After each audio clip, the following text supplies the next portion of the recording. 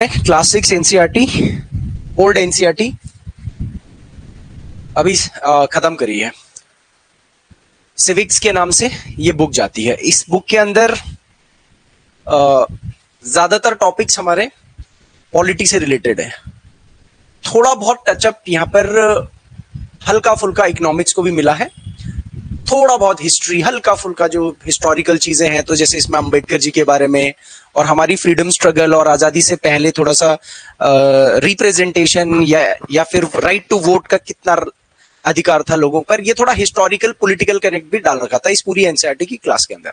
आज हम वो एक बार एक क्विक रिकैप करेंगे, रिवीजन करेंगे, सारा का सारा देखेंगे हमने ये 8 चैप्टर्स में क्या क्या देखा है मोटे मोटे तरीके से, है ना, कीवर्ड बेसिस पर। बट फिर वही है, सबसे पहले ये चीज इंपॉर्टेंट एनालिसिस करना है कि सबके दिमाग में ये ख्याल आता है कि सर हमने पढ़ तो काफी सारी चीजें ली, हम इसका यूटिलाइजेशन कैसे कर रहे हैं। ये सर यूपीएससी के लिए या यूपीएससी से रिलेटेड एग्जाम्स, उसमें इनसे रिलेटेड आता क्या है। तो हमारी कॉम्पिटिटिव एग्जाम की जर्नी में सिर्फ एक स्टेप नहीं होता है कि एक प्रिलिमिनरी एग्जाम आया और कुछ मल्टीपल चॉइस क्वेश्चन वाले या फैक्चुअल क्वेश्चन आए और हमने निकाल दिया। तो ज्यादातर बच्चे कोर्स को प्री पॉइंट ऑफ व्यू से टारगेट करते हैं, बट हमें पता है कि हमारे काफी सारे एग्जाम्स में प्रिलिमिनरी स्टेप भी है, राइटिंग का भी कहीं पर होता है, कहीं पर फिर इंटरव्यू भी होता है, जहां पर टोटली एक एक्सप्रेसिव और एनालिटिकल माइंडसेट चाहिए होता है। क्योंकि प्री के उसमें तो पढ़ के चीज याद भी आ जाती, कई बारी गोला भी लगा देते हो, कई बारी आप एलिमिनेट की भी ट्रिक लगा लेते हो जाता है, थोड़ा बहुत 10-20% ये चीजों की सपोर्ट मिल जाती है। तो एनसीईआरटी से, छोटी क्लासेस की एनसीईआरटी से एक टॉपिक जो पढ़ाया गया है, तो मैं ये नहीं बोलूंगा कि हर बार क्वेश्चन उस टॉपिक से पूरा एक क्वेश्चन बन के आ जाएगा। उस टॉपिक का इस्तेमाल कहीं ना कहीं पर किया जा रहा होगा, पूरा क्वेश्चन भी आता है, हम लोग देखते हैं। तो हम लोग यूपीएससी के सबसे हाईएस्ट लेवल के एग्जाम को ध्यान में रखते हुए देखते हैं, तो हमें पता है कि वो चीज हमारे सामने अगर होगी तो हम छोटे एग्जाम या थोड़े से नॉर्मल एग्जाम को तो निकाल ही देंगे। ये हमने एक परसेप्शन क्रिएट करना होता है। तो हमने जो 6वीं क्लास की एनसीईआरटी पढ़ी, ये पॉलिटी की, अब मैं आपको इसमें बताऊंगा कि सिविल सर्विसेज प्री में इनसे रिलेटेड कैसे क्वेश्चंस आए हैं और आते हैं, और यही टॉपिक्स आगे थोड़ा और एडवांस लेवल पे होंगे तो यही चीज को भी कैसे आप इस्तेमाल करोगे। पहली तो चीज ये है, और दूसरी चीज मेंस में इनका क्या रोल है, या राइटिंग वाले पेपर या एक्सप्रेसिव पेपर या ऐसे कहीं पर लिखना है तो वहां पर इसको किस तरीके से देखा गया है, ये पहले हम 2 चीजें डिस्कस करेंगे। उसके बाद मैं आपको ये 8 के 8 चैप्टर्स पर इन द कमिंग डेज मैं एमसीक्यूज और क्वेश्चंस जो मैंने पढ़ा रखा है और जो मुझे लगता है यूपीएससी जैसे पूछता है जिस तरीके से, तो उस पैटर्न पे आपको अलग अलग यूपीएससी के एग्जाम्स के हिसाब से आपको क्वेश्चंस भी सॉल्व कराऊंगा। तो उससे आपका एक पता भी लग जाएगा कि आपको कितनी चीजें आ गई हैं, कैसे पूछ सकता है। और मैं आपको बता रहा हूं, अगर यूपीएससी कहीं ना कहीं देगा ना, तो उन्हीं के आसपास से कुछ देगा। तो वो क्वेश्चन बैंक अभी मैं मे बी सैटरडे को या किसी दिन वो जैसे वो पूरे 8 चैप्टर्स का तैयार हो जाएगा, लगभग 15-20 क्वेश्चंस होंगे वो जो हम तय करेंगे। तो देखें जरा यूपीएससी ने कैसे पूछा, और जिन लोगों ने शुरू से पहला चैप्टर पढ़ा है आप लोग रिलेट करो, ठीक है। इंपॉर्टेंट है ये, बहुत ज्यादा इंपॉर्टेंट है, क्योंकि at the end of the day देखो पढ़ते तो जा रहे हैं, लेकिन हमें अपना एम भी तो पता होना चाहिए ना। Ultimately you have to sit in the examination, भाई पेपर में तो बैठना है। अब आप देखो यूपीएससी सिविल सर्विसेज मेंस के पीवाईक्यू 2012 से लेकर के 23 के बीच का है ये। तो इसके बीच का मैं एनालिसिस करूं तो आप यहां पर एक क्वेश्चन पूछा है अभी रिसेंटली 2023 में, यूपीएससी सिविल सर्विसेज मेंस में जो हमारा जीएस पेपर 2 होता है, मेंस में पॉलिटी एंड गवर्नेंस का पेपर होता है, तो वहां पर ये आपसे पूछेगा। तो the states in India seem reluctant to empower local urban bodies both functionally as well as financially। तो आप याद करो, मैंने 3rd और 4th चैप्टर और 5th चैप्टर जो इसमें है वो मैंने लोकल बॉडीज के लिए कराया, ग्राम पंचायत, रूरल एरिया में क्या लोकल बॉडी होती है, अर्बन एरिया में क्या लोकल बॉडी होती है। तो यहां मेंस में देखो उसने वही पूछ लिया कि अर्बन लोकल बॉडीज, आप समझ रहे हो सब लोग, अर्बन लोकल बॉडीज मैंने करा रखी है ना। और मैंने वहां पर भी बताया था कि अर्बन लोकल बॉडीज कैसे काम करती है। तो यहाँ पर एक होलिस्टिक अप्रोच अपनाया है कि अर्बन लोकल बॉडी, जो शहरों में जो ये म्यूनिसिपैलिटी हो गया, ये जो चीजें होती हैं, इनको शक्ति देने में राज्य सरकारें क्यों कमजोर हो गई है। एक एनालिटिकल क्वेश्चन है, लेकिन बेस तो यहीं से चलेगा ना। आपको पता होना चाहिए कि अर्बन लोकल बॉडी क्या होती है। और एनसीईआरटी ने देखो कितनी अच्छी चीज दिखाई है कि अर्बन लोकल बॉडी होना कितना जरूरी है। हमने देखा था कि स्ट्रीट्स के ऊपर लोग काम कर रहे हैं, तो उन बेचारों की हमने सहायता करनी। 1 करोड़ से ज्यादा स्ट्रीट वेंडर्स है। आगे वो तो चलो लाइवलीहुड था, लेकिन आगे आपको और बहुत सारी चीजें देखनी है अर्बन जो लोकल बॉडीज होती है उनकी रिस्पॉन्सिबिलिटी में। तो बेस यहां से तैयार हो गया। 2022 में भी देखो एक क्वेश्चन आया, right of movement and residence through the territory of India is freely available to Indian citizens but these rights are not absolute. तो मैंने आपको एब्सोल्यूट राइट की एक डेफिनेशन पढ़ाई थी, और मैंने आपको लाइवलीहुड के बारे में जब मैं बता रहा था तो मैंने आपको बताया था कि कैसे लाइवलीहुड भी एक राइट है, और गांव से लोग दूसरे शहरों में माइग्रेट क्यों करते हैं, वही राइट टू लाइवलीहुड। तो उनको वो राइट टू मूवमेंट मिल भी रखा है। कॉन्स्टिट्यूशन के आर्टिकल 19 का क्वेश्चन है ये, बट एनसीईआरटी से हमने जो पढ़ा है उसका बेस लिंक कर रहा है कि हमने देखा कि गांव के अंदर बहुत सारे लाइवलीहुड के अपॉर्चुनिटीज नहीं होते हैं, सीजनल काम होता है, तो फिर ऑफ सीजन के टाइम पर वो माइग्रेट कर जाता है, और उसको मूवमेंट का अधिकार होना चाहिए ना। नहीं तो बिहार वाला आदमी जब महाराष्ट्र में जा रहा है राइट टू मूवमेंट का इस्तेमाल और लाइवलीहुड का इस्तेमाल करके, तो वहां से उसको भगाया जाता है।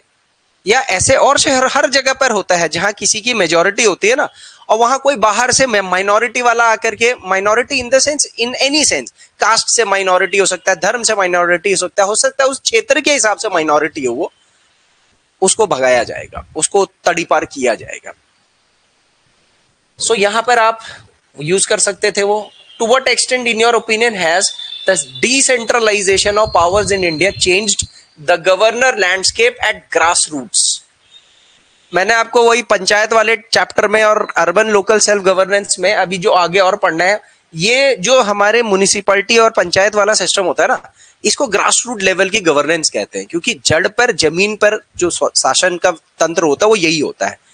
और इसको डिसेंट्रलाइजेशन ऑफ पावर भी कहते हैं कि सेंट्रल से कुछ शक्ति स्टेट को दे दी, स्टेटों ने अपनी ये लोकल बॉडीज वालों को दे सी, पंचायतों को दे दी कि भाई तुम लोग अपने एरिया में अपने हिसाब से नियम कानून बना दो। ये जरूरी थोड़ी कि ऊपर मोदी जी आकर के ही सारा लॉ बनवाएंगे, या आपके जो चीफ मिनिस्टर है वही लॉ बनाएंगे आपके लिए। हमारे देश के संविधान के आइडियल्स का तो ये लोकल सेल्फ गवर्नेंस तो सबसे बड़ी जरूरी चीज थी। तो वहां से ये क्वेश्चन पूछा है, तो ये लोकल सेल्फ गवर्नेंस का ये लिंक आप यहां लगा दो। देखो 2022 में 2 क्वेश्चन पूछ लिया उसने कहीं ना कहीं पर। फिर उसके बाद आप देखो यहां पर 2021 का क्वेश्चन है, has digital literacy particularly in rural areas coupled with a lack of information and communication technology accessibility hinder socio-economic development। भैया लाइवलीहुड, गांव के क्षेत्र में लाइवलीहुड के क्या जरिए हैं, तो अब वो बोल तो रहे ना कि देखो गांव के लोगों को डिजिटल लिटरेसी नहीं है। इस डिजिटल लिटरेसी ना होने की जगह से वहां का सामाजिक और आर्थिक कमजोरियां क्या आ रही है, वो किस तरीके काम नहीं कर पा रहे हैं, क्या चीजों की एक्सेसिबिलिटी नहीं हो रही है, इस पर भी लिंक कर सकते हो आप। फिर उसके बाद यहां पर एक क्वेश्चन, 5वां क्वेश्चन ये है, the reservation of seats for women in institution of local self government, यानी कि वही पंचायत और नगर निगम, उसमें महिलाओं की सीटों का रिजर्वेशन जो होता है, it has limited the impact of the patriarchal character of the Indian political process. बहुत इंपॉर्टेंट क्वेश्चन 2019 का। यहां भी आपको जब लोकल सेल्फ गवर्नमेंट, पंचायत ये इसमें हम रिजर्वेशन पढ़ेंगे, जो कि अभी हमने पढ़ा नहीं है, वो चीजें यहाँ एक्सप्लेन नहीं की गई हैं अभी, बट वो आगे आएंगी। बट सिस्टम तो यही है कि कैसे बोल रहे हैं कि महिलाओं को जो पंचायतों में या म्युनिसिपैलिटी में जो ये रिजर्वेशन दिया जाता है, उसने एक पुरुष प्रधान समाज को पुरुष ही चलाएगा या पुरुष ही रिप्रेजेंटेशन करेगा, इस मिथ को कैसे तोड़ दिया है, इससे क्या फायदा नुकसान हुआ है, उसका लॉजिक के लिए भी हमें एनसीईआरटी से जो हमने पढ़ा है हम उसका इस्तेमाल कर सकते थे। फिर आप देखो यहां पर एक और क्वेश्चन है, what is the importance of panchayati Raj system in India as a part of local governance and apart from government grants what sources the panchayat can look out for financing development projects, 2018 का question. अब मुझे बताओ आप लोग, ये तो पूरा का पूरा छठी क्लास का आ गया, तो पूरा मैंने जो थर्ड चैप्टर फोर्थ चैप्टर कराया है वो सभी रिवीजन में आप देखना इसको। फोर्थ चैप्टर में ये as it is panchayat system क्या होता है वो फोर्थ चैप्टर में दे रखा है। पंचायत सिस्टम को पैसे कहां से मिले वो वहीं पर ही सारा का सारा दे रखा है, मैंने इंपॉर्टेंट कीवर्ड बना रखे, मेजॉरिटी ऑफ कीवर्ड वहां दे रखे हैं। आगे चल करके 11वीं 12वीं में पंचायतों के बारे में और खुल करके बात करेगा तो और टाइप के सोर्सेज बताएगा, बट बेस यहां से। ये तो पूरा क्वेश्चन रिलेट हो गया कि नहीं हो गया जो हमने पढ़ा था 2018 सिविल सर्विसेज, बेसिक चीजें हैं। और मैं आपको बता रहा हूं एनसीईआरटी की लैंग्वेज में लिखोगे ना, फट फट फट, मतलब एक अच्छा फ्लो बन जाता है एनसीईआरटी की जो लैंग्वेज होती है वो पढ़ करके लिखने में। ये एज इट इज पूरा क्वेश्चन आ रहा है। देखो, local self government system in India is not provided approved effective instrument critically examined। तो फिर से वही देखो, ये local self governance, municipality, panchayat दोनों है, इनकी क्या समस्याएं हैं, वो जो प्रॉब्लम्स है वो यहां पर हम लिख सकते हैं। 2017 का क्वेश्चन है, यहां पर 2015 का क्वेश्चन देखो सीधा, in the absence of well educated and organised local government system, panchayat and the samitis have remained mainly political instrument and not effective instrument of governance. आप गांव में वो बोल रहे कि पंचायत में भी प्रधान कोई है वो एजुकेटेड नहीं है, ब्लॉक समिति है वहां पर एजुकेटेड रिप्रेजेंटेटिव नहीं पहुंच रहे, तो जहां पर शिक्षित लोग नहीं पहुंचेंगे पंचायतों के माध्यम से रिप्रेजेंटेशन में भी, तब भी पंचायती राज सिस्टम का कोई फायदा नहीं है, क्योंकि वो मात्र एक राजनीतिक खाना पूर्ति हो जाएगी कि हाँ यार ये सिस्टम कराना है, और वो लोग ना तो अपने गांव घर क्षेत्र के लिए कुछ क्रिटिकल थिंकिंग कर पाएंगे, क्रिएटिव थिंकिंग कर पाएंगे, ना पॉलिटिक्स को ढंग से लागू कर पाएंगे, बस गरीबी से बाहर निकलने के लिए उनके लिए एक साधन मिल जाएगा और वो करप्शन वगैरह में इन्वॉल्व हो जाएंगे। क्वेश्चन 200। सो कुछ क्वेश्चन डायरेक्टली सीधे जो हमने अभी तक पढ़ा है उससे आया है, आप उसका सीधा सीधा इस्तेमाल कर सकते हो मेंस में, सिविल सर्विसेज में, और कुछ आप इनडायरेक्टली और थोड़े से पॉइंट जब आगे और ऐड ऑन करोगे तो उससे बन जाएंगे आपके। समझ रहे हो मेरी बात? तो देखो फायदा हुआ कि नहीं हुआ। सिविल सर्विसेज मेंस है भाई, मेंस की तैयारी सबसे मुश्किल तैयारी मानी जाती है, आपका बेस यहीं से तैयार हो जा रहा है आपको। और यही चीजों पर कभी आपसे कोई इंटरव्यू पूछ लिया, सीडीएस, सीएपीएफ, कहीं पर भी पूछ सकता है, यही चीजों को वो वन लाइनर में भी पूछता है कि यार what is the importance of women's reservation in panchayat, what is local self government system that you understand. तो छोटे छोटे सवालों पर यहीं से आपके व्यू पॉइंट्स बनने शुरू हो जाते हैं। अब आप देखो यूपीएससी सिविल सर्विसेज प्री का मैंने एक छोटा सा एनालिसिस करा, हालांकि इस पर मैं सारे क्वेश्चंस अभी मैंने नहीं निकाले हैं, बट मोटे मोटे तौर पर देखते हैं कि मैं क्लास 6 की सिविक्स की जो अभी मैंने आपको 8 चैप्टर्स पढ़ाए हैं इससे हम कैसे रिलेट कर सकते हैं। तो एक क्वेश्चन था, which of the following categories of fundamental rights are incorporated against untouchability as a form of discrimination. तो आप मेरे को बताओ, मैंने इसी के में जो दूसरा चैप्टर है हमने 6th क्लास का, वो डिस्क्रिमिनेशन का पढ़ा कि नहीं पढ़ा बताओ। पहला चैप्टर डाइवर्सिटी क्या है उसमें, और दूसरा चैप्टर डिस्क्रिमिनेशन, भेदभाव है ना। और इसने बोला है कि इनमें से कौन सी चीज भेदभाव के खिलाफ है। ये जो हमारे कॉन्स्टिट्यूशन में भेदभाव के खिलाफ वाली बातें हैं, ये राइट टू इक्वालिटी है। अगर देश में भेदभाव होता है तो हमारी समानता के अधिकार का उल्लंघन है भाई, क्योंकि being discriminated means you are not treated equal। तो हालांकि ये चीज आप कॉन्स्टिट्यूशन जब पढ़ोगे तो आर्टिकल 14 से लेकर के आर्टिकल 18 तक पढ़ते हो ये चीजें, और अनटचेबिलिटी के लिए प्रोविजन दे रखा है आर्टिकल 17। ये सीधा सीधा वैसे तो आर्टिकल 17 से भी आप सॉल्व कर लोगे, लेकिन इसने आर्टिकल नहीं पूछा, इसने थोड़ा सा कॉन्सेप्चुअल वे में पूछ लिया। यहां पर सीधा सीधा लॉजिक आपका अच्छा होगा तो ये परिपक्व हो जाएगा आंसर। एक क्वेश्चन यहां पर है, देखो, which one of the following reflects the nicest and appropriate relation between law and liberty। अब चैप्टर नंबर 3 गवर्नेंस के बेसिक कॉन्सेप्ट दे रखे हैं। एक लॉ और गवर्नमेंट में क्या डिफरेंस होता है ये मैंने बताया है। फिर साथ साथ में हमने पॉलिटी का कोर्स करा था, उसमें प्रियम्बल के अंदर लिबर्टी शब्द लिखा था, तो मैंने वो लिबर्टी का मतलब भी बताया आपको कि फ्रीडम और लिबर्टी में क्या अंतर होता है। तो वो दो कॉन्सेप्ट्स को फ्यूज करके ये क्वेश्चन आराम से हो जाता है। 2018 सिविल सर्विसेज का। तो क्या संबंध है लॉ और लिबर्टी में, कि अगर कोई लॉ नहीं होगा तो लिबर्टी भी नहीं होगी। लिबर्टी का मतलब ही क्या था, जब आपकी फ्रीडम पर बाउंडेशन लगा दी। बाउंडेशन कैसे लगेगी, कानून बना करके लगेगी। तो अगर कानून नहीं होगा तो कोई लिबर्टी नहीं, सब खुला स्वतंत्र है। मैं किसी को भी गाली दे सकता हूं क्योंकि कोई लॉ नहीं बना हुआ है कि आपको बहुत शालीन तरीके से बात करनी। मैं रोड पर कहीं पर भी दौड़ा लूं अपनी गाड़ी क्योंकि कोई लॉ नहीं बना हुआ है कि भैया किधर को मोड़ना है, कैसे ट्रैफिक लाइट्स को ओबे करना है। सो लॉ है तो लिबर्टी है, लॉ नहीं है तो लिबर्टी नहीं है। हाँ, हम वहां पर डिस्कस कर रहे थे कि लिबर्टी कितनी सही है, कितनी गलत है, फ्रीडम कितनी सही होती है, कितनी गलत होती है। बट लिंक आपका यहीं से जा रहा है, चैप्टर 3। उसके बाद रूल ऑफ लॉ, फिर से चैप्टर 3 से रिलेटेड ये क्वेश्चन है कि लॉ क्या होता है। हालांकि ये जो है रूल ऑफ लॉ है, फिर से हमारे कॉन्स्टिट्यूशन का जब हम आर्टिकल 14 पढ़ेंगे हम वहां से भी समझ लेंगे। ऐसा नहीं है कि मैं ये नहीं कर रहा हूं। देखो, आप जब प्रिलिमिनरी एग्जामिनेशन में ज्यादातर सिलेबस 80% हमारे कॉन्स्टिट्यूशन से ही आता है, बट कॉन्स्टिट्यूशन के अंदर के आइडियल्स को समझने के लिए एनसीईआरटी चाहिए। तो बेस यहां से ही जा रहा है कि यार रूल ऑफ लॉ क्या होता है। भाई रूल ऑफ लॉ का मतलब क्या होता है, लिमिटेशन ऑफ पावर्स होता है, इक्वालिटी बिफोर लॉ होता है, लिबर्टी और सिविल राइट्स होते हैं, people's representation to the government. ये रूल ऑफ लॉ नहीं है। पीपल, लोगों की रिस्पॉन्सिबिलिटी थोड़ी होती है रूल ऑफ लॉ में सरकार के प्रति, सरकार की रिस्पॉन्सिबिलिटी होती है लोगों के प्रति। ये हमने डेमोक्रेटिक गवर्नेंस में पढ़ा था। रिप्रेजेंटेटिव डेमोक्रेसी जो मैंने कीवर्ड हमने यहां पढ़ा है चैप्टर 3 के अंदर, वो सारा यही तो है। तो थोड़ा सा आपको ट्विस्ट करना था आंसर 1, 2 एंड 4।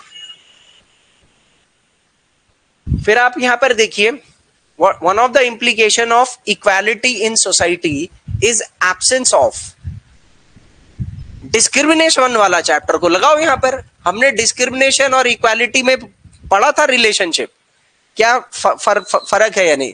भैया हमने पढ़ा था कि जहां पर आप प्रिविलेज ना दो, absence of privileges leads to equality. अगर लोगों को आप प्रिविलेज दोगे तो उससे भेदभाव होगा ही होगा। अब यहां पर प्रिविलेज का मतलब ये नहीं समझना है, मैंने बताया भी था कि लीगल प्रिविलेज का मतलब क्या होता है, कि लीगल प्रिविलेज का मतलब ये होता है कि जैसे कोई अमीर है, एक गरीब है, गरीब को मैंने 25 किलो राशन या राइस फ्री दे दिया, अमीर को नहीं दिया। Will you consider a case of privilege? No. Though you will say that कि sir because he is poor he is being privileged, he is getting free thing. नहीं, actual में प्रिविलेज जो होता है वो सोसाइटी का एक कॉन्सेप्ट होता है। और प्रिविलेज का मतलब ये होता है कि जिसके पास ऑलरेडी चीजें हैं, रिसोर्सेस हैं, सुविधाएं हैं, उसको आप कुछ प्रोवाइड करो एडिशनल, इरिस्पेक्टिव ऑफ जिसके पास नहीं है। जिसके पास नहीं है उसको दे रहे हो और जिसके पास है उसको नहीं दे रहे हो, तो that is not considered privilege. तो आपके यहां पर प्रिविलेज नहीं होना चाहिए। कॉन्सेप्ट लिंक हो रहा है sir. What is the fundamental objective of the panchayati Raj system to ensure? सीधा सीधा सवाल आ गया। पंचायती राज सिस्टम जो मैंने बेसिक पढ़ाया है ना, सीधा सीधा सवाल आ रहा है कि नहीं आ रहा बताओ भैया। हम कोई भी टॉपिक, मैं आपका टाइम बर्बाद नहीं होने दूंगा। हर टॉपिक जो कराऊंगा, जितना उसमें से फिल्टर करूंगा, जो भी चीज कराऊंगा आपके लिए किसी ना किसी पेपर के लिए चाहे वो प्री में डायरेक्टली लिंक्ड होगा, मेंस में डायरेक्टली लिंक्ड होगा, या फिर इंटरव्यू में इनडायरेक्टली लिंक्ड होगा, वो सब कहीं ना कहीं पर वो आप यूटिलाइज करोगे ही करोगे। And then obviously you have to make a personality out of yourself. भाई हमें वो लैंग्वेज भी तो सीखनी है। यहां देख लो, पंचायती राज system, people's participation in development होता है सर। लोग, मैंने बोला था लास्ट लाइन हमारी बताओ क्या थी उस चैप्टर की। अभी सोचो, मैंने यहाँ स्लाइड नहीं ली क्योंकि मेरे पास अभी टाइम उतना नहीं था कि मैं एक एक क्वेश्चन पे स्लाइड के हिसाब से वो करूं, बट मैं आने वाले दिन में वो भी कर दूंगा कि ये क्वेश्चन से रिलेटेड ये वाला चीज का कौन से स्लाइड में मैंने बताया है, ये भी रिलेट हो जाएगा। पॉलिटिकल अकाउंटेबिलिटी, डेमोक्रेटिक डिसेंट्रलाइजेशन, ये हमने पढ़ा था।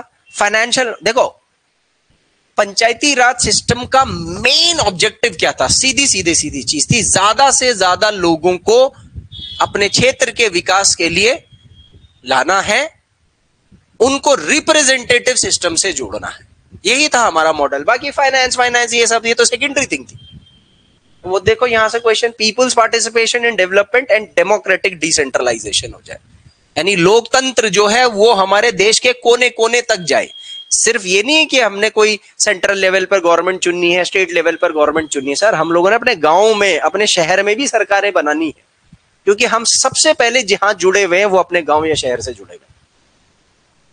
बहुत तगड़ा क्वेश्चन था, क्योंकि 1 2 3 4 ज्यादातर बच्चे ये भी लगा देते, कुछ बच्चे ये नहीं तो ये भी साथ में लगा देते कि यार हाँ यार पंचायतों, फाइनेंशियल डिसेंट्रलाइजेशन भी हमारे एक इंपॉर्टेंट चीज है कि हम चाहते हैं कि पैसा जो है वो एंड जो लोग हैं वहां तक पहुंचे, तो वो पंचायत और लोकल सेल्फ गवर्नमेंट के माध्यम से पहुंचता है। फिर उसके बाद अगला सवाल, ये तो चलो, ये तो मैं ये इतने क्वेश्चंस मैंने मतलब एक शॉर्ट स्पैन में फिल्टर करके आपके सामने प्रेजेंट करें कि so that you should not. मैंने सिविल सर्विसेज को बेस बना करके चल रहा हूं। मैं अभी सीएपीएफ या सीडीएस या स्टेट पीसीएस के तो अभी मैं फिल्टर नहीं करूंगा, क्योंकि हर स्टेट का पीसीएस में कभी ना कभी कुछ ना कुछ कहां कितना ढूंढते रहेंगे। बट हाँ सीएपीएफ है, जो सीडीएस है, उसमें हम इनको लिंक कर सकते हैं, पर बेस हम सिविल सर्विसेज लेकर के चलेंगे। वो हो गया तो समझ लो सब हो गए। अब मैंने देखो, मैं आपको एक एग्जांपल देता हूं before doing starting the revision start करने से पहले आप एक चीज देखो। ये क्वेश्चन है UPSC CSC pre MCQ from class 6 civics NCERT की किस टाइप के क्वेश्चंस बन सकते हैं, है ना, कैसे क्वेश्चंस बन सकते हैं। तो मैंने जैसे यहां पर एक चीज दी है, consider the following statements. Kesar saga is an Islamic epic, Kesar saga is a Tibetan epic, both Muslim and Buddhist perform Kesar saga, only Muslims perform Kesar saga, which is और इनकरेक्ट, नन या जो भी है। तो आप लोग जिन लोगों ने पढ़ रखा है ऑनलाइन वाले, आप मेरे को आंसर दे सकते हो इसका। This is from the first chapter, I think diversity वाले चैप्टर से मैंने ये सवाल बनाया।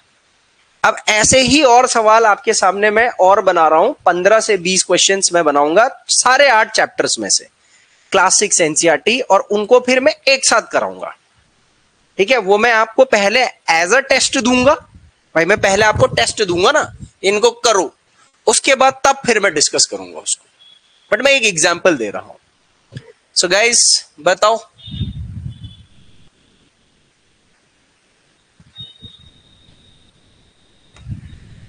C3, very good very good.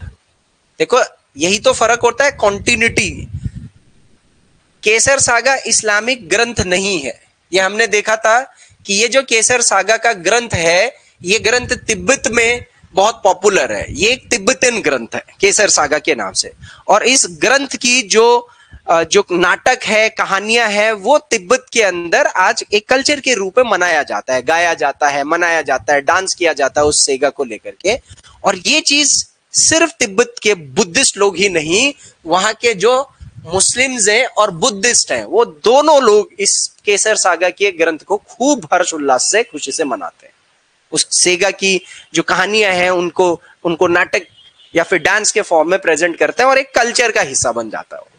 So it is not an Islamic epic and it is not, और नाम से ऐसे लगेगा, जिसने पढ़ नहीं रखा होगा वो सोचेगा केसर तो कश्मीर में केसर होता है, मुसलमान लोग बहुत उगाते हैं, तो यार ये तिब्बत वालों का क्या लेना देना इससे। This is where UPSC hits you up. ठीक है, इसका आंसर आप देख लो, 2 और 3 हो गया, है ना। अब ऐसे क्वेश्चंस मैं आपको और कराऊंगा। ये मैं एक एग्जाम्पल दे रहा हूं, क्वेश्चंस यहां पर बहुत सारे हैं, बट ये बाकी जब मैं आपको टेस्ट दूंगा पूरे के पूरे 8 चैप्टर्स का टेस्ट आपको एनसीईआरटी का वैसे ही रहेगा। अभी फिलहाल छोटी क्लासेस में पूरी बुक, उसके सारे क्वेश्चंस एक साथ। हाँ, आगे बड़ी क्लासेस जब आप 11th 12th पढ़ोगे उसमें चैप्टर वाइज रहेगा।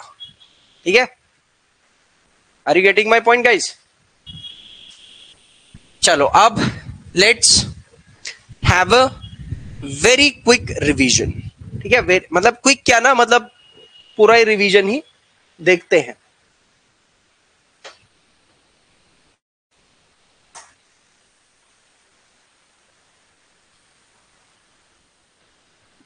ये पूरा पीडीएफ 8 क्लास 6 क्लास का जो है 99 स्लाइड्स है मेरी, और आगे जब आप रिवीजन करोगे तो आप इसको और कम में भी फिल्टर कर सकते हो। 50-60 स्लाइड 70 स्लाइड का फिर भी ये कंटेंट बन करके आता है। जैसे आप चैप्टर के नाम, इंपॉर्टेंट टॉपिक क्या है इसके अंदर, ऐसे करोगे तो ये 50-60-65 स्लाइड के आसपास का कोर्स है।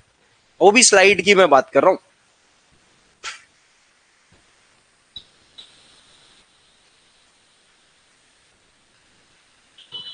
Now you can think that by the end of this course,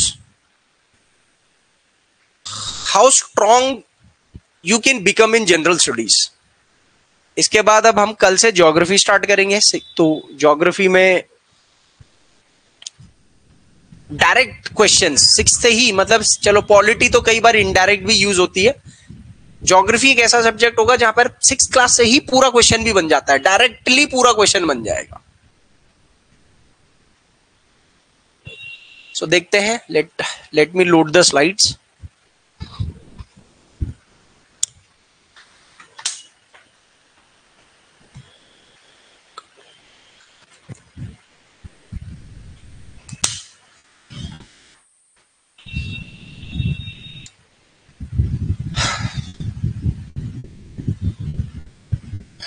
sir आपने जो नोट्स बनवाए हैं वो टिप पे होने चाहिए, तभी काम बनेगा। बिल्कुल सर। सर सब कुछ टिप पे नहीं होना चाहिए। देखो सब कुछ नहीं होना चाहिए, मैं फ्रैंकली बोल रहा हूं, लेकिन उतनी चीजें टिप पे होनी चाहिए जो इंपॉर्टेंट कीवर्ड्स हैं और कॉन्सेप्ट्स हैं। कई चीजें हमने ऐसी भी लिखी है जो हमें पता है, वो कीवर्ड हमें पता है, वो चीज हमें पता है, बट हमने फिर भी लिखी है चीजें ताकि हम एक प्रैक्टिस में रहे, एक हैबिट में रहे। तो ये बात सत्य है, क्योंकि टिप पे नहीं होगा तो आप रिलेट कैसे करोगे वो टर्मिनोलॉजी या कॉन्सेप्ट को क्वेश्चन के साथ। एक तो चीज ये हो गई प्री ऑब्जेक्टिव वाले क्वेश्चंस में। आप ऐसे लिख रहे हो सीएपीएफ का, सिविल का कोई आप मेंस लिखोगे, पीसीएस लिखोगे, प्रोबेबली आप सीडीएस में भी आप लोगों को लिखने के लिए आता है। तो वहां पर आप कैसे, आपके पास कोई कॉन्सेप्ट नहीं होगा तो आप कैसे लिखोगे? आपके पास वो कीवर्ड नहीं होगा दिमाग के अंदर, तो वो कैसे आप लिखोगे? आप कुछ अप्रोक्सीमेशन तो लिख ही नहीं सकते हो, है ना। अब मैंने बोला है ना, यही कॉन्सेप्ट आपको 11वीं 12वीं में भी मिलेगा, लेकिन यहां से वहां तक क्यों? ताकि 2-3 बार वो कीवर्ड और कॉन्सेप्ट एस्केलेट होता जाएगा तो वो चीज आपके दिमाग में छप जाएगी। तो आपको एक नेचुरल टेंडेंसी डेवलप करनी है एग्जाम के अंदर कि मैं बैठूं और मेरे को नॉलेज मिल, मतलब जो मैंने चीजें पढ़ रही है वो डायरेक्टली मैं उसको इस्तेमाल कर पाऊं, rather than you are thinking too much. अब यार क्या लिखूं, और यार ये क्या है, ये क्या पूछ लिया, या सामने वाले ने इंटरव्यू में कोई सवाल पूछ लिया, यार अब मैं सोच सोच करके बताऊं। नहीं, it's just like a normal communication. उसने पूछ लिया यार what is Panchayati Raj system, you will say sir the concept of local self government at the village level, at the rural level is known as Panchayati Raj system. Now you won't have to think in the mind कि what kind of definition I will have to make. Revision पढ़ा है, revision अच्छा नहीं होगा यार, systematic escalated तरीके से आपने बार बार वो चीज नहीं करी होगी, तो आप सोचोगे कि यार मैं क्या बोलूं पंचायती राज सिस्टम के बारे में, क्योंकि मैंने पढ़ा तो है। So I want to put you in a natural environment that day. आपका वो जो बैठने PYQ वाला, सॉरी ऑब्जेक्टिव वाला दिन है नेचुरल, लिखने वाला है नेचुरल, इंटरव्यू है you have to be just natural, और वो प्रैक्टिस से ही आएगा। एनसीईआरटी क्लास 6 नया वाला 2023 से पहले वाला मैंने आपको बताया था, 3 किताबें हैं, 24 चैप्टर, हिस्ट्री के 10, ज्योग्राफी के 6, सिविक्स के 8। हमने ये कर दिया है, करा है कि नहीं कर दिया बताओ ये वाला? Have we done this? Civics 8 chapters done ना। अब हमने ज्योग्राफी के 6 चैप्टर्स करने हैं। कब से करेंगे ये? हम मंडे से करेंगे। फिर हिस्ट्री 10, क्योंकि हिस्ट्री बल्कि है। मैं आपको पहले बता दूं, एक ऐसा सब्जेक्ट सभी एनसीईआरटीओ में जिसका एक एक चप्पा चप्पा करना है वो है हिस्ट्री। पॉलिटी तो हम फिर भी कॉन्सेप्ट और कीवर्ड्स को फिल्टर करके ले रहे हैं। ज्योग्राफी भी हम लोग कॉन्सेप्ट और कीवर्ड्स और डायग्राम्स अपने आप ही बनाने हैं, वहां डायग्राम ज्यादा है नहीं तो मेरे को खुद बनाने। पर इकोनॉमिक्स भी मतलब हर चीज नहीं, क्योंकि वो बहुत सारी केस स्टडीज दे रहा होगा तो सब नहीं करना है। बट हिस्ट्री एक ऐसा सब्जेक्ट होता है जो एनसीईआरटी से ही सबसे ज्यादा पूछता भी है और पढ़ना भी सबसे ज्यादा वहीं से होता है। रेयरली 10% इधर उधर से आता है, बाकी सब यहीं से आता है। 2023 के बाद अभी 6th क्लास की एनसीईआरटी में सिर्फ एक किताब है जिसके अंदर 14 चैप्टर्स हैं, मैंने बताया था ये, बट उसमें 5 थीम्स में डिवाइड कर रखे हैं उन 14 चैप्टर्स को। जैसे ज्योग्राफी के 3 चैप्टर दे दिए एज कंपेयर टू 6 ईयर, यही चीजों को फिल्टर करके गोलमोल करके 3 में डाल दिया। पर हमने थोड़ा, क्योंकि कॉम्पिटेटिव एग्जाम्स के लिए पढ़ना है तो हम थोड़ा पूरा ही पढ़ के चले। ऐसी हिस्ट्री 3 कर दी 10 में से, पॉलिटी 4 कर दी वहां 8 में से, और 2 नए चैप्टर उसने जोड़े इकोनॉमिक्स और आर्ट एंड कल्चर के। तो ये हम लोग नहीं करेंगे उसमें, इसको सिर्फ आप टच करोगे, लेकिन मैं इकोनॉमिक्स और आर्ट एंड कल्चर की नई किताब के अंदर 2-2 जो चैप्टर्स है वो मैं कराऊंगा। यहाँ के सारे 24 प्लस ये सारे हमने करने हैं, ठीक है। तो ये तो ओवरव्यू हो गया। Social and political life class 6 पहला जो चैप्टर था, यहां पर इस पूरी छठी क्लास में एक हमारे को कॉन्सेप्ट डाइवर्सिटी का बताया जा रहा था, जिसके अंदर 2 चैप्टर्स थे, डाइवर्सिटी और डिस्क्रिमिनेशन। गवर्नेंस क्या होता है, लॉ क्या होता है, डेमोक्रेटिक रिप्रेजेंटेशन क्या होता है, और फिर लोकल सेल्फ गवर्नेंस और अर्बन सेल्फ गवर्नेंस, उसका कॉन्सेप्ट यहां दिया है। लोकल गवर्नमेंट एंड एडमिनिस्ट्रेशन, ये मैंने बताया था कि रूरल एरियाज में क्या है, कैसे एडमिनिस्ट्रेशन होता है, तो पुलिस पटवारी वाला कॉन्सेप्ट आपको याद होगा। और अर्बन एडमिनिस्ट्रेशन में मैंने म्युनिसिपल कॉर्पोरेशन वाला यहां पर बताया था, ठीक है। और उसके बाद चौथा यूनिट हमारा लाइवलीहुड था, जिसमें रूरल लाइवलीहुड और अर्बन लाइवलीहुड, तो ये फोकस एरिया है, इनके अंदर उसने चैप्टर्स दे रखे हैं अलग अलग, ये मैंने आपको बताया था। पहले चैप्टर में क्या क्या पढ़ना था कि थोड़ा बेसिक इंट्रोडक्शन, फ्रेंड्स क्यों जरूरी है, डाइवर्सिटी से हमारी जीवन में क्या फर्क पड़ता है, इंडिया में डाइवर्सिटी और यूनिटी एंड डाइवर्सिटी का कॉन्सेप्ट। तो डाइवर्सिटी क्या होती है, इसकी definition means people are different from each other, बस लोग एक दूसरे से विभिन्न होते हैं। अब वो बहुत सारे तरीके से बता रहा था कि लुक में डाइवर्स है, रीजन के हिसाब से, कल्चर के हिसाब से, रिलीजन या बैकग्राउंड, तो एक कॉन्सेप्ट बनाने की कोशिश हो रही थी।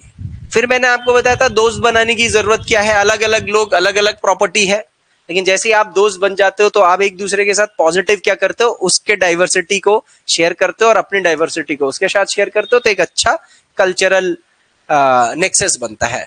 तो नाम अलग हो सकते हैं, धर्म अलग से हो सकता है, मैंने बताया था।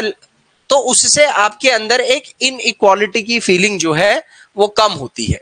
फिर मैंने इनइक्वालिटी शब्द का मैंने मीनिंग बताया था, जो कि इतना इंपॉर्टेंट है भैया। अगर आपको इनइक्वालिटी पता होगी तभी तो आपको ये इक्वालिटी के बारे में पता होगा, सही बता रहा हूं ना।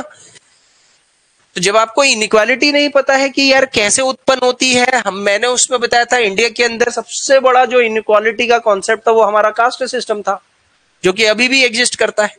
तो कास्ट सिस्टम का एक बेसिक ओवरव्यू दिया था। आगे हम पढ़ेंगे और चीज हिस्ट्री के अंदर, वो वैदिक कल्चर, लेटर वैदिक कल्चर, ये सब क्या है, वहीं से तो उत्पत्ति हो रही है। फिर हमारे फ्रीडम स्ट्रगल के अंदर जो हमारे फ्रीडम स्ट्रगल के अंदर मैंने आपको बताया ना कि हम लोग किससे लड़ रहे थे, अंग्रेजों से लड़ रहे थे। नहीं भाई, कई ऐसे लोग थे जो अंग्रेजों से तो लड़ रहे थे, लेकिन उसके साथ साथ अपने ही लोगों से लड़ रहे थे, इस जाति व्यवस्था के खिलाफ लड़ रहे थे। उसके अंदर महात्मा गांधी और अंबेडकर जी का मैंने एग्जाम्पल दिया था आप लोगों को, ज्योतिबा फूले जी का एग्जाम्पल दिया था, पेरियार जी का एग्जाम्पल दिया था। ये सब फैक्चुअल तरीके से आते हैं आगे चल के। So lot of things from here. उसके बाद डाइवर्सिटी हमारी जिंदगी में क्या ऐड करती है, तो मैंने बोला था कि जो हम खाते हैं, पहनते हैं, ये सब, ये एक सेंस ऑफ यूनिटी डेवलप करता है, ठीक है। क्या करता है, एक सेंस ऑफ यूनिटी। फिर मैंने बोला था कि यार ये लोगों के बीच में डाइवर्सिटी कैसे आई, तो पुराने जमाने में व्यापार के लिए या किसी चीज के लिए एक जगह से दूसरी जगह ट्रैवल करते थे, कहीं दूसरी जगह पर रुक जाते थे, कल्चरल शेयरिंग करते थे, या ट्रेड के लिए आए हैं तो वो आपस की चीजें शेयर करते थे, लैंग्वेज, फूड, हम ऐसे नाचते हैं, ऐसे गाते हैं, और इस तरीके से लोगों के बीच में एक ही जगह पे अलग अलग समुदाय, समाज या डाइवर्सिटी के लोग डेवलप होने लगे। नहीं तो फिर सब जगह एक जैसे ही लोग होते। फिर मैंने डाइवर्सिटी को कंपेयर करा कि लद्दाख और केरला, ये 2 अलग अलग कैसे हैं और ये 2 सिमिलर भी कैसे हैं। लॉट्स ऑफ इंफॉर्मेशन जो इसमें, तो खैर ये लद्दाख वालों का ज्योग्राफी से रिलेटेड इंफॉर्मेशन भी था, इकोनॉमिक्स से रिलेटेड इंफॉर्मेशन भी था, सिमिलैरिटी भी थे कि लद्दाख और केरला में सिमिलैरिटी क्या है। यहां पर मैंने पश्मीना वूल आपको याद रखने के लिए बोला है। इंपॉर्टेंट है। ये रहा देखो केसर सागा, जिस पर मैंने क्वेश्चन बनाया है, ये भी इंपॉर्टेंट है ना। यहां पर जैसे मैंने आपको वो चाइनीज चीना चट्टी और चीना वाला, ये दो कीवर्ड्स बताए थे, है ना। इनका फेस्टिवल है बोट फेस्टिवल, ओनम। सो ये सारे फैक्चुअल चीजें भी तो पूछता है कई बार। उसके बाद मैंने आपको बताया था कि किसी भी एरिया की जो डाइवर्सिटी होती है ना, वो वहां के इतिहास और वहां के भूगोल पर निर्भर करती है। भैया मैंने बोला था कि लद्दाख के लोग अलग तरीके का खान पान क्यों करते हैं, क्योंकि वहां की ज्योग्राफी है। वो लोग क्यों मीट पर ज्यादा डिपेंडेंट है, डेयरी पर डिपेंडेंट है, क्योंकि सर ड्राई एरिया है, बारिश नहीं होती ज्यादा इसलिए वो वैसे है। केरला के लोग जो हैं वो फिश क्यों खा रहे हैं, क्योंकि सर कोस्टल एरिया पर है। अभी लद्दाख का आदमी फिश क्यों नहीं खा रहा ज्यादा, क्योंकि वो कोस्टल एरिया पे नहीं है। वहां की जो ओशंस, ये लेक्स भी हैं तो बहुत सलाइन लेक्स होती हैं जिनमें मछलियां ज्यादा नहीं पनपती हैं। लॉट्स ऑफ कॉन्सेप्ट ऐसा कुछ बताया था मैंने। फिर यूनिटी इन डाइवर्सिटी, ये at the end of the six class first chapter वो बताना क्या जा रहा था आपको कि भैया हम सब क्लास में बच्चे जो हैं वो अलग अलग हैं और हम सबको एक साथ रहना है। तो यूनिटी एंड डाइवर्सिटी का फ्रेज किसने निकाला था? जवाहरलाल नेहरू ने डिस्कवरी ऑफ इंडिया में बताया था, क्योंकि वो आजादी के लिए संघर्ष कर रहे थे। तो वो देख रहे थे कि यार मैं एक जिम्मेदार पद पर आ गया हूं, अब मुझे सबको इकट्ठा करके चलना है। सब डाइवर्स हैं, सबको अपना अपना अलग अलग चाहिए। एवरीबडी वॉज आस्किंग फॉर, मुझे स्टेट अलग दो, मुझे देश अलग दो। राजा महाराजा बोल रहे हम अलग आ रहे हैं। So his vision was given in that book. तो ये थोड़ा सा मैंने आपको बताया था कि जवाहरलाल नेहरू की यूनिटी ऑफ इंडिया के ऊपर क्या आइडियोलॉजी है। तो आइडियोलॉजी के साथ यहां पर मैंने वो बुक की नाम भी बताया था। उसके बाद चैप्टर 2 डाइवर्सिटी एंड डिस्क्रिमिनेशन। अब वो थोड़ा डाइवर्सिटी से डिस्क्रिमिनेशन की तरफ गया। उसने पहले तो बताया डाइवर्सिटी क्या होता है, फ्रीडम फाइटर्स क्या कर रहे थे डाइवर्सिटी के लिए, लेकिन अब यहां पर चैप्टर 2 हमारा डिस्क्रिमिनेशन था बेसिकली। यार डाइवर्सिटी अच्छी भी है लेकिन बुरी भी है। खतरनाक कैसे हो जाती है भैया? यहाँ पर प्रिजुडिस उत्पन्न होता है, स्टीरियोटाइप सोसाइटी डेवलप होती है। तो ये मैंने टॉपिक्स बताए थे। यहाँ पर प्रिजुडिस और स्टीरियोटाइप दो बहुत इंपॉर्टेंट कीवर्ड थे। तो कीवर्ड में मैंने यहाँ पे पहली फिल्टर कर दिया था कि यार इस चैप्टर के अंदर ये शब्दों पे थोड़ा ध्यान देना। प्रिजुडिस का मतलब क्या होता है, स्टीरियोटाइप का मतलब क्या होता है, डिसेबल का मतलब क्या होता है, दलित का मतलब क्या होता है, मेहर का मतलब क्या होता है, क्योंकि ये फैक्चुअल तरीके से भी पूछ सकता है। मेहर वो कास्ट थी जिससे अंबेडकर जी आते थे। दलित ये सोशली एक्सक्लूडेड लोगों को बोला जाता है। डिसेबल का मतलब होता है पीपल विद स्पेशल नीड्स, ये जो अभी हमने लीगल डेफिनेशन चेंज कर दी है इसकी। Stereotype it's a continuous negative thought और सोसाइटियल थॉट। एक समाज में निरंतर कोई नकारात्मक सोच या प्रथा विकसित हो जाती है तो उसको स्टीरियोटाइपिंग कहते हैं। जैसे मैंने गर्ल्स और बॉयज वाला एग्जांपल दिया था कि अरे लड़का जो है वो तो एक छोटे से बच्चे लड़के को चोट लग जाती है तो घर वाले कहते हैं अबे रोता है तो लड़का है, बहादुर है, कैसे रो रहा है। वो अपने इमोशन दबा दे रहा है बचपन से, लेकिन बड़े होकर के हो सकता है उसको कहीं रोना भी आए तब भी वो अपने आप को इमोशन प्रकट नहीं कर पाता है और उसके क्या इफेक्ट्स हो सकते हैं। ऐसे ही लड़कियां हैं, उनको बोल दिया है कि नहीं नहीं तुम बाहर जा रही हो, नहीं नहीं काम करोगे, ऑफिस नौकरी, अरे नहीं नहीं नहीं, लड़कियां काम थोड़ी करती हैं, लड़कियां लीड थोड़ी कर सकती हैं। स्टीरियोटाइप सोसाइटी कितनी चीजें, क्योंकि यही तो डिस्क्रिमिनेशन है। इसी चीज के लिए तो संविधान बना है। संविधान यही तो खत्म कर रहा है। आर्टिकल 15(2) पढ़ोगे क्या है? Discrimination, no discrimination on the basis of class, gender, place of birth, ये सब। आर्टिकल 16 के अंदर भी फिर वो बोलेगा सेकंड क्लॉज में नो डिस्क्रिमिनेशन। तो सर ये हमारे संविधान में बार बार नो डिस्क्रिमिनेशन शब्द इस्तेमाल कर रहे हैं, तो ये होता क्या है डिस्क्रिमिनेशन, इसकी जड़ क्या है? तो ये सब मैंने बेसिक यहां से दे रखा है। भारत में डाइवर्सिटी क्यों है सर? दुनिया के सभी धर्म यहां पर हैं, दुनिया के 1600 से ज्यादा भाषाएं हैं यहां पर, और सबसे बड़ी लड़ाई यही है, भाषा और धर्म। डाइवर्सिटी क्यों हमेशा अच्छी नहीं होती है?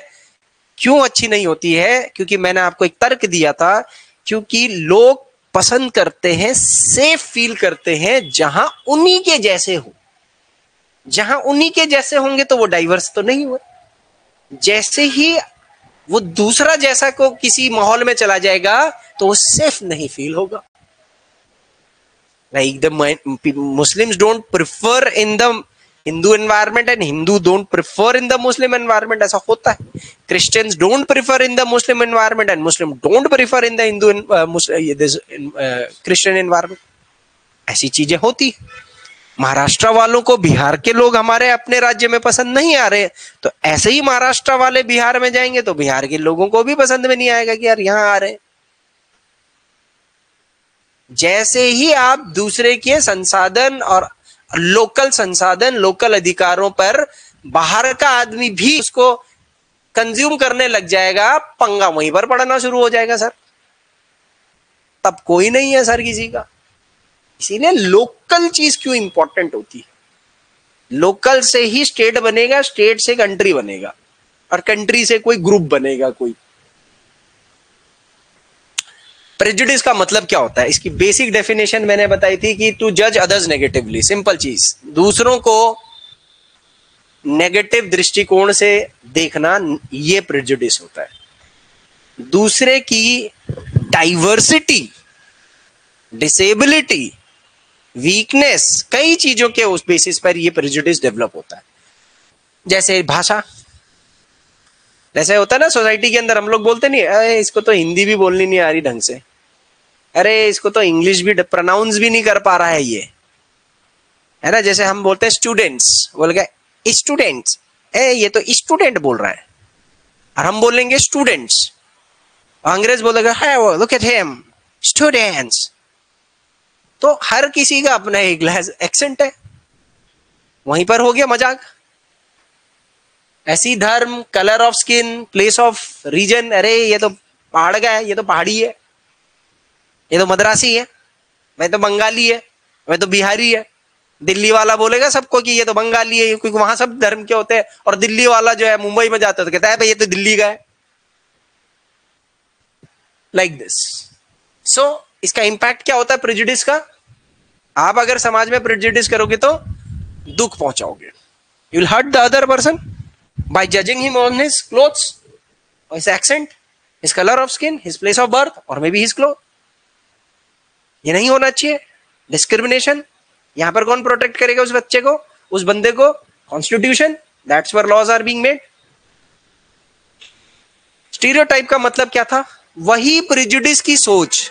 प्रेजुडिस एक इंस्टेंट हो एक क्षण वाला कोई घटना हो सकता है, लेकिन जब वो घटना प्रेजुडिस कंटिन्यूअस हो,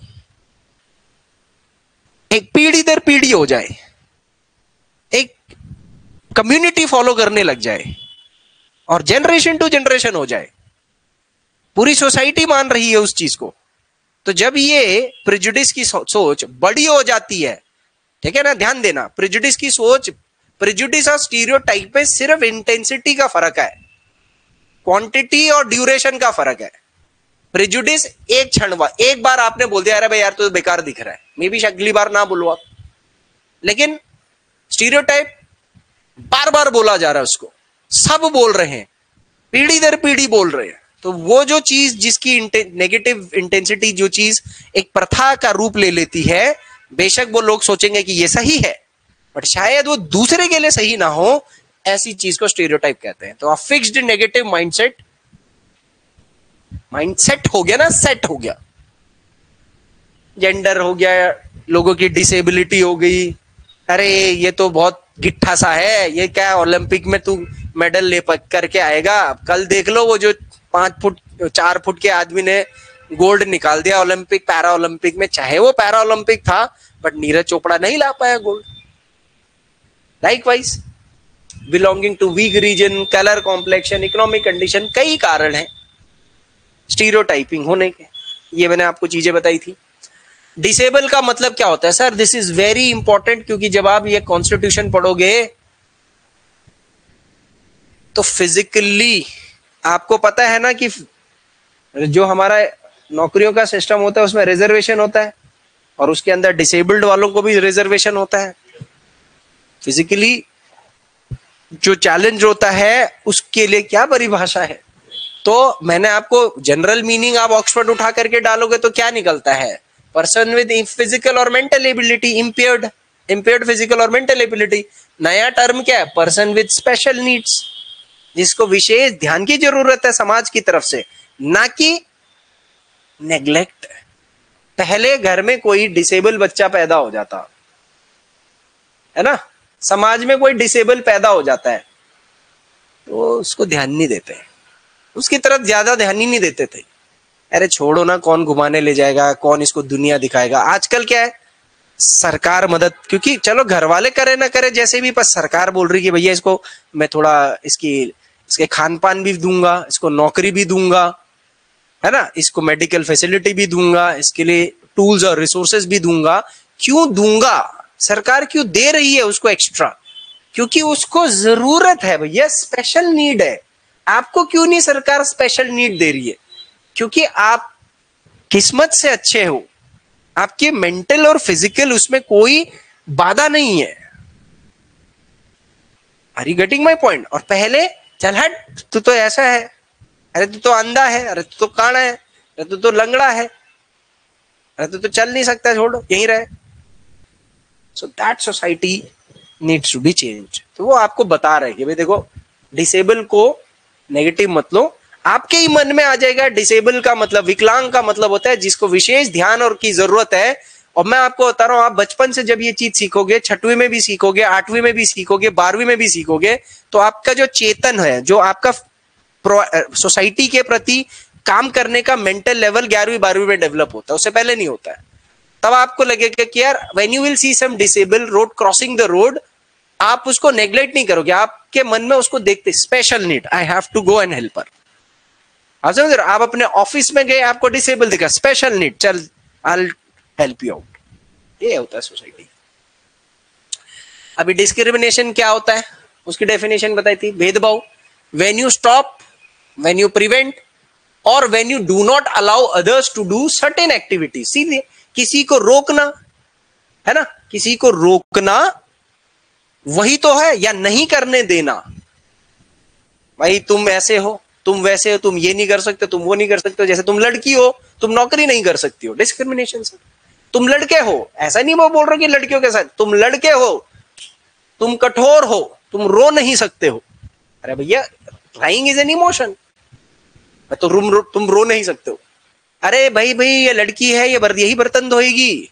अरे तुम लड़के हो यार, तुम बर्तन थोड़ी धोओगे। That is discrimination. तो लोगों को रोकना कुछ काम करने से, कुछ पहनने से, या रहने से, या पीने खाने से, या खेल कूद मनोरंजन करने से, या कोई कल्चर को भी फॉलो करने से, या बात करने से, या वर्शिप करने से। तुम महिलाएं हो, उस मंदिर में नहीं जा सकती हो, तुम उस धर्म के हो, जाति के हो, तुम ये नहीं कर सकते हो। Are you getting my point. तुम फीमेल्स हो, तुम सिगरेट नहीं पी सकती हो। मैं मेल हूं, मैं सिगरेट पी सकता हूं, मतलब ये तो मैं बता रहा हूं ना।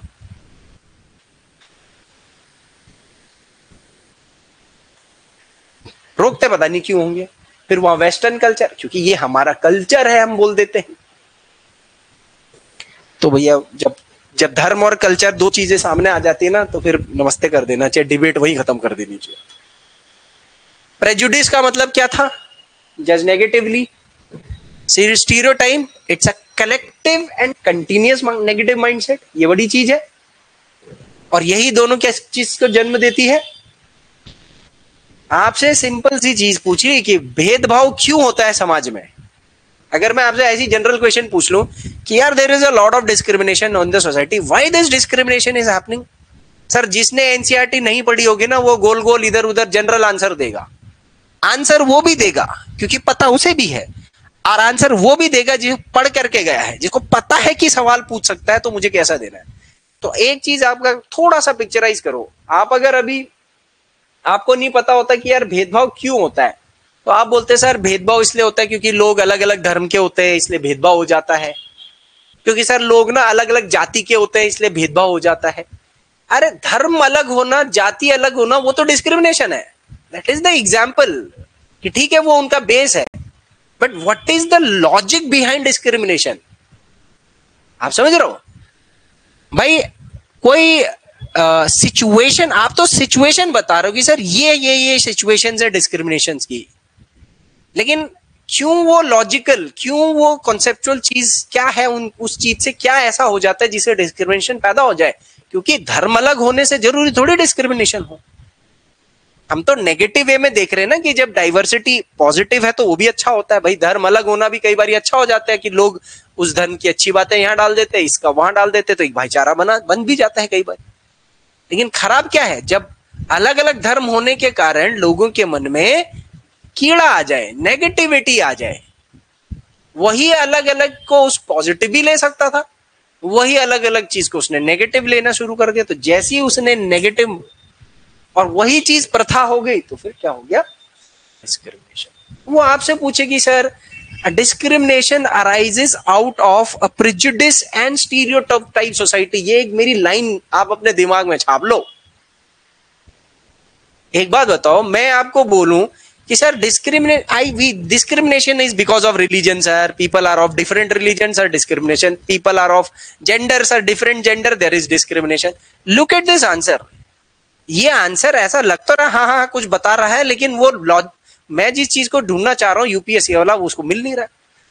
अगर आप बोलोगे कि सर ये तो सेकेंडरी है रिलीजन बताना, sir because of negative mindset, because of prejudice and because of stereotype society we find discrimination in the society. वो कहेगा अच्छा ये स्टीरियोटाइप क्या होता है, ये प्रेजुडिस। अब रट्टा मार के गए होंगे तो फिर घूम जाओगे, लेकिन कॉन्सेप्ट पता है sir. This means that to have negativity in mind, to demotivate other because of his religion, because of his weakness, because of his economic condition, because of his gender, to show him weak, to show him less, this is discrimination. यही तो discrimination है। कितनी बड़ी बात बोल कर जा रहा है देखो एनसीईआरटी। अब फिर डिस्क्रिमिनेशन के कारण क्या है, तो ये तो कारण है ना। डिस्क्रिमिनेशन क्या है, वो नहीं है ये कि रिलीजन, कल्चर, लैंग्वेज ये सब अलग अलग होना। कुछ पॉजिटिव कारण, क्योंकि हमने देखा था कि ये डाइवर्सिटी भी है, और इसी में अगर प्रेजुडिस और स्टीरियोटाइप आ जाए, ये बॉयज वर्सेस गर्ल्स, जेंडर के बेसिस पर, कास्ट के बेसिस पर, rural versus urban, rich versus poor, able versus disable, ये नेगेटिव चीजें होती। ये कॉमन शब्द हो गए, ये नेगेटिव हो गए। ये तो होता ही गलत है, ये जरूरी नहीं है कि गलत भी हो। किसी का लैंग्वेज अलग है, जरूरी नहीं है कि डिस्क्रिमिनेशन होगा। पर हम देख रहे हैं फिर भी कि यार ऐसी चीजों से भी डिस्क्रिमिनेशन होता है, और ये तो है ही है सर। बॉय गर्ल का डिस्क्रिमिनेशन है ही है ना, प्रथा है। कास्ट का डिस्क्रिमिनेशन है ही है। गांव शहर वाला कीड़ा है ही लोगों के मन में। गांव और ये अमीर गरीब का कीड़ा तो हमेशा रहेगा ही रहेगा। I am able and you are not able. मैं इंटेलिजेंट हूं, तुम नहीं हो। मैं इंटेलिजेंट हूं तो मैं यूपीएससी क्रैक कर लूंगा, तुम एवरेज हो, नहीं कर सकते। फिर एक इंडिया के अंदर क्या अवधारणा है, जैसे इसने 8 से पढ़ रखा है यार, ये तो निकाल ही नहीं सकता यूपीएससी। यूपीएससी तो आईआईटी और आईआईएम वाले निकालते हैं। अरे कोई बात वो थोड़ी है। फिर वो 10वीं 12वीं फेल वाले जो अभी वो पिक्चर चली है, निकाला है ना। तो ये क्या है, ये मोटिवेट करते हैं ऐसी चीजों को कि भैया जो हम कर रहे हैं वो सही नहीं है। What is the meaning of Dalit? बहुत सारे तरीके से मैंने इसके डेफिनेशन बनाए थे। Someone belonging to lower caste, वो अनटचेबल्स, ब्रोकन, जो टूटे हैं, समाज से टूट गए हैं। टूट गए हैं का मतलब ऐसे नहीं कि उनकी हड्डी पसली टूट गई है, उनका मोरल टूट गया है। उनको मेन स्ट्रीम जो लाइफस्टाइल और रिसोर्सिंग है उनसे वंचित कर दिया, तोड़ दिया है।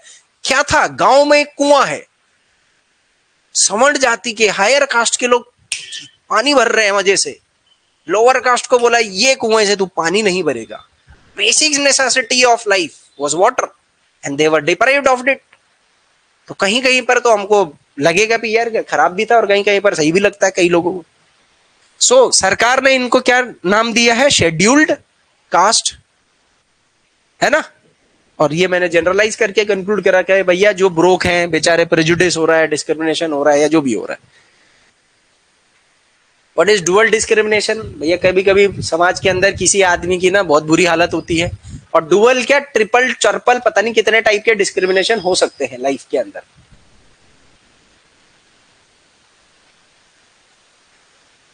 डुअल डिस्क्रिमिनेशन का मतलब क्या होता है, एक तो बेचारे गरीबी और दूसरा उसके कल्चर को वैल्यू नहीं कर रहे। एक तो गरीबी ऊपर से उसको जाति के हिसाब से कर दिया। तो किसी एक तो महिला, कहते हैं ना, एक तो महिला ऊपर से अबला नारी, कोई उसके आगे पीछे नहीं, तो लोग उसका फायदा उठाते हैं। ये क्या है, डुअल डिस्क्रिमिनेशन के कुछ कॉन्सेप्ट्स हैं। जैसे ट्राइबल लोग गरीब भी होते हैं और बेचारे जंगल वंगल वाले होते हैं, तो उनका कल्चर थोड़ा सा अजीब सा होता है। अजीब सा नहीं होता, मतलब हम शहरी लोगों को अजीब अलग लगता है, अजीब लगता है, बैकवर्ड लगता है, अनसिविलाइज्ड लगता है, अनडेवलप्ड लगता है। तो हम कहते हैं अरे आदिवासी है, ये तो आदिवासी है, जिंगल वाला करते हैं, ये तो जंगल वाले हैं, जंगल मंगल वाले। हम तो शहर में रहते हैं, नहाते धोते भी हैं, दाढ़ी दूढ़ी भी बनाते हैं, गाड़ियों से भी चलते हैं, अच्छी लैंग्वेज भी बोलते हैं।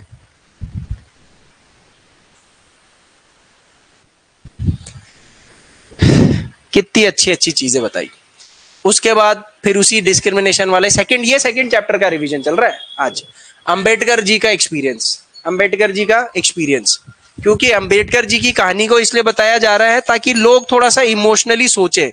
9 साल के थे, मैंने स्टोरी बताई थी, स्टोरी भी बहुत जरूरी है क्योंकि मोटिवेशन देती है। 9 साल के थे, उनको पता ही नहीं था कि हम कौन सी जाति के हैं, क्या है, हम ऐसे क्यों हैं, वैसे क्यों हैं। तो मैंने बताया था कि पहली बार एक मैंने इसका ना वो भी बनाया था, यूट्यूब पे वीडियो डाला था शॉर्ट्स, कि अंबेडकर जी और महात्मा गांधी दोनों को भेदभाव का एक ही जगह पर पता लगता है, और वो था रेलवे स्टेशन। हाँ, दोनों रेलवे स्टेशन अलग थे पर था स्टेशन। अंबेडकर जी कोरेगांव के स्टेशन के उधर थे, जहां पर स्टेशन मास्टर ने भेदभाव कर दिया। आगे जो बैलगाड़ी वाले, बुल्लक कार्ट्स वाले थे, उन्होंने भेदभाव कर दिया। जैसी उनकी जाति सुनी कि मेहर जाति का लड़का है ये, पर कि पहनावे से एकदम ब्राह्मण जैसे लग रहे थे वो। और ऐसी महात्मा गांधी को पीटर मैरिट्सबर्ग, ये साउथ अफ्रीका की रेलवे स्टेशन पर, वहां पर ब्राउन वर्सेस व्हाइट वाला काम हो गया था। वो पूरे पढ़े लिखे थे, अच्छे सूट बूट सब पहनते थे, सब कुछ आता था, लॉयर थे, लेकिन अंग्रेजों ने उनको लात मार के डिब्बे से बाहर कर दिया। तो दोनों के जीवन में भेदभाव कहां से पता लग रहा है, यहीं से पता लग रहा है। यहीं से वो मन बनाते हैं, अंबेडकर जी यहां से मन बनाते हैं कि यार हम लोगों के साथ भेदभाव क्यों हो रहा है, ये कि ये स्टेशन मास्टर जी हमारी मदद नहीं कर रहे हैं, हम क्योंकि छोटे छोटे लड़के हैं, और वो हमको जो पापा के वहां जाना है, कोरेगांव ऑफिस तक जाना है, तो हमको बाहर कोई बैलगाड़ी वाला अपनी बैलगाड़ी में नहीं बिठा रहा है क्योंकि ये लोअर कास्ट के हैं, हमारी गाड़ी गंदी हो जाएगी, दूषित हो जाएगी, पॉल्यूटेड हो जाएगी। And then look at that impact. इसे ना कि लाइफ में, लाइफ को चेंज करने के लिए एक टर्निंग पॉइंट होता है, एक इंसिडेंट ही होता है। कई इंसिडेंट ऐसे, मतलब लोगों के साथ जब कभी बारी बहुत दुर्व्यवहार होता है तो वो चेंज हो जाते हैं पूरे। महात्मा गांधी उस पीटर मैरिट्सबर्ग की घटना से कैसे चेंज हो गए, है ना। और ऐसी अंबेडकर जी देख लो, he became the biggest leader of that his community. तो मैंने ये सब चीजें बताई थी, ये तो स्टोरी के कुछ पार्ट मैंने करे थे, बाकी ये वाला पोर्शन उनके बारे में कहीं पर भी पूछ सकता है। कब पैदा हुए थे, कब डेथ हुई थी, father of Indian constitution, leader of the Dalits, post Mahar caste के थे, लंदन से बैरिस्ट्री करी थी, हालांकि इनके पास 55-60 डिग्रियां थी। ठीक है, दलित्स को क्या प्रमोट करते थे कि बेटा एजुकेशन में लड़के लिए लड़ो, जॉब्स के लिए लड़ो और राइट्स के लिए लड़ो, अपने टेम्पल एंट्री के लिए लड़ो, या फिर अपने जो बेथिंग घाट्स हैं, पब्लिक वेल्स हैं, पब्लिक प्लेसेस को एक्सेस करने के लिए लड़ो। आजादी के बाद वो खुद बुद्धिज्म में कन्वर्ट हो जाते हैं। और क्यों हो जाते हैं बुद्धिज्म में कन्वर्ट, वो भी मैंने आपको बताया था, क्योंकि बुद्धिज्म में ऐसा बोला जाता है कि सबको समान देखा जाता है। और आजादी के बाद भी वो ऐसे कह रहे थे कि यार हमारे कास्ट वाले खुद ही नहीं चाह रहे हैं कि यार ऊपर हो जाए, इधर हो जाए, उधर हो जाए। या आजादी के बाद भी वो लोग भी नहीं चाह रहे जो पहले अंग्रेजों से लड़ रहे थे, और अब वो, क्योंकि अब अंग्रेज तो गए, अब वो उनको अपना जातिवाद वाला पुराना सिस्टम दोबारा लेकर के आना। तो higher caste wanted to still deprive the lower caste people, he was still fighting. Constitution भी लागू कर दिया था, उन्होंने बोला 10 साल तक तो यार तुम हम लोगों को रिजर्वेशन दो, लेकिन वो 4-5 साल में ही उनको थोड़ा सा ऐसा एक्सपीरियंस हो गया कि यार ये इधर नहीं, मुझे इक्वालिटी फिर भी नहीं मिल रही है। सो ही कन्वर्टेड हिमसेल्फ इनटू बुद्धिज्म। तब बोला कि यार तुम हिंदू, मैं बुद्ध बराबर। Why people from lower caste even today sometimes change their religion? क्योंकि जैसी वो दूसरे धर्म को मानता है तो धर्म के लेवल पर सब बराबर हो जाते हैं, इक्वली तो है। But we are socially still divided into the caste system. ये अभी भी है, फील करके देखो। और the place, the state where we live in, it has more roots. हमारे विलेजेस में तो आज भी होता है ये चीज। तो हम देखो यहाँ शहर में आके क्या पढ़ रहे हैं, क्या ध्यान दे रहे हैं। शहर में सब इकट्ठा है, देखो सब खा रहे पी रहे हैं। जैसे ही वो गाँव में गए, अपने अपने घर बंदी आ नहीं रहे। तो देखो क्या चीज है, देखो हम मतलब देखो ना, ज्योग्राफी, डाइवर्सिटी। सही गलत कोई नहीं कह सकता है, उसके लिए बड़ा दिल चाहिए सही गलत करने के लिए। सो स्ट्रगल किया, किन किन लोगों ने इक्वालिटी के लिए स्ट्रगल करा, मैंने आपको बताया था दलित्स, इन्होंने स्ट्रगल करा। तो एक दो एग्जांपल दिए क्यों किया। विमेन्स ने भी स्ट्रगल करा सर, क्योंकि फ्रीडम के टाइम पर वो भी बेचारी पुरुष प्रधान समाज से घिरी हुई थी। ट्राइबल्स और पीजेंट्स ने भी स्ट्रगल करा।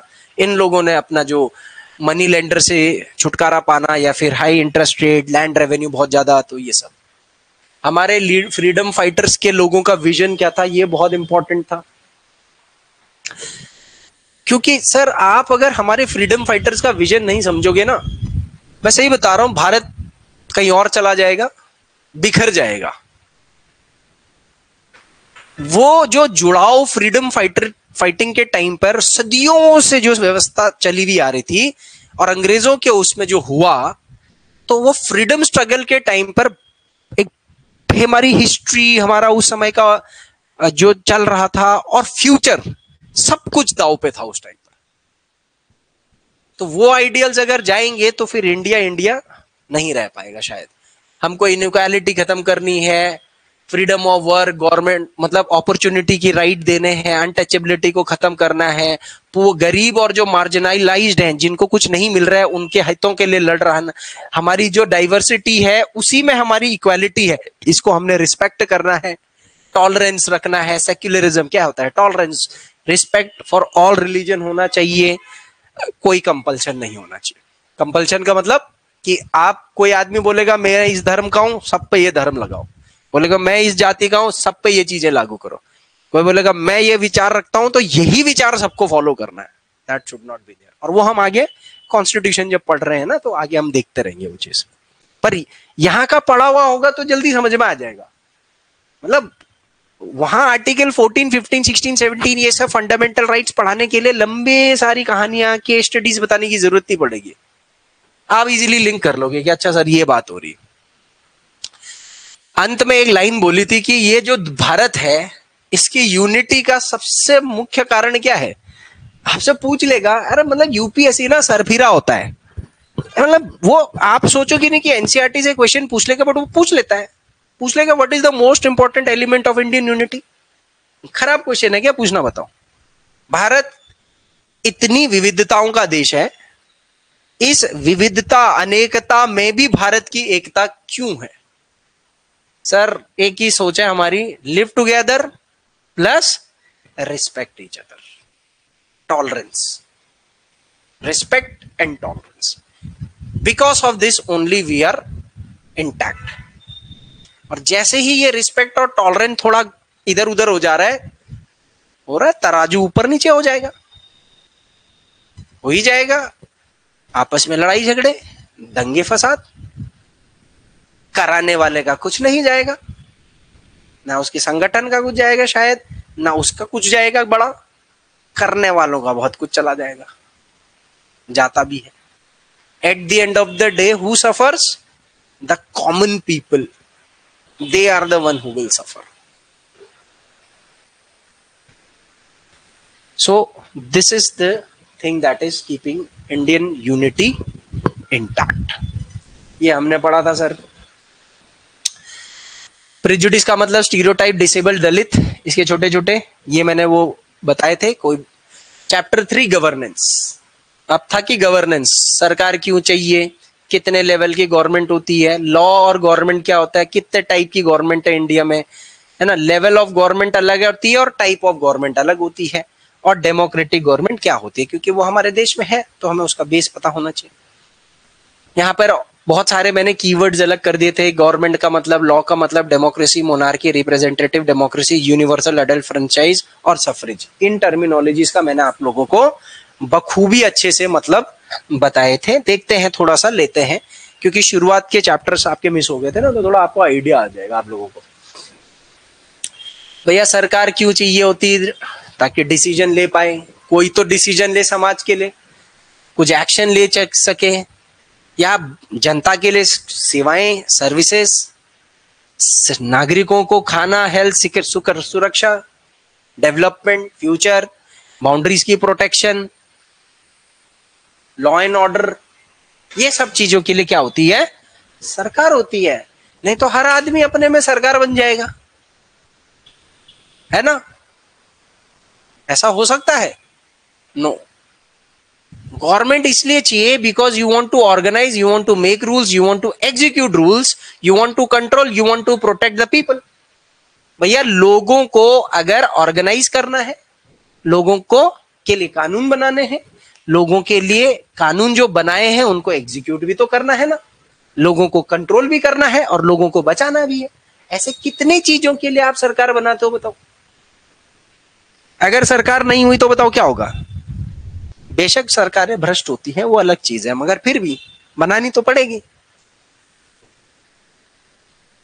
वही हो जाएगा ना सड़क पे, एक बोलेगा कि भैया मैं खाऊंगा ये, छीना झपटी मार काट कुछ भी हो जाएगा। सो क्योंकि लोग एक साथ रहते हैं, रहेंगे, रहना पड़ेगा, नहीं तो कहां जाएंगे हम? कोई अभी पॉपुलेशन इतनी ज्यादा हो गई है, ह्यूमन सिविलाइजेशन इतना ज्यादा एडवांस हो गया, जितना ज्यादा पॉपुलेशन उतना ज्यादा हमें ये गवर्नमेंट और ये चीजें चाहिए। तो we want to live together, we want to work together, so that we do not go out of this world very early unnaturally. Government is needed. जहां सरकार गड़बड़ कर रही है तो वो जल्दी निकल जा रहे हैं। सरकार की लापरवाही से ट्रेन घटनाएं हो रही हैं, सड़क घटनाएं हो रही हैं, जल्दी निकल जा रहे हैं। देखो जहां सरकार है लापरवाह है, तो सोचो होगा ही नहीं तो फिर क्या होगा?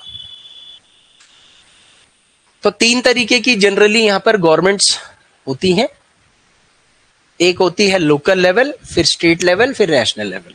लोकल लेवल की गवर्नमेंट विलेज, टाउन या आपकी लोकेलिटी तक सीमित होगी। इसको पंचायत कहते हैं, इसको म्युनिसिपल। स्टेट लेवल में आप स्टेट गवर्नमेंट का कोई भी नाम ले लो, Assam government, Haryana government, Uttarakhand government. और पूरे देश के लिए फिर एक कंट्री के लिए भी एक गवर्नमेंट होती है, इंडियन गवर्नमेंट, चाइनीज गवर्नमेंट। तीन लेवल जनरली हर कंट्री के अंदर जनरली ये तीन लेवल होता ही होता है।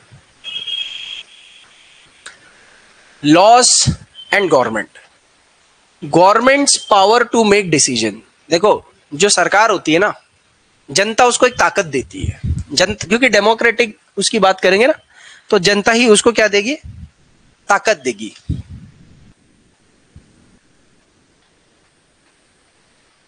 चल रही है तो जनता ही उसको क्या देगी? ताकत देगी।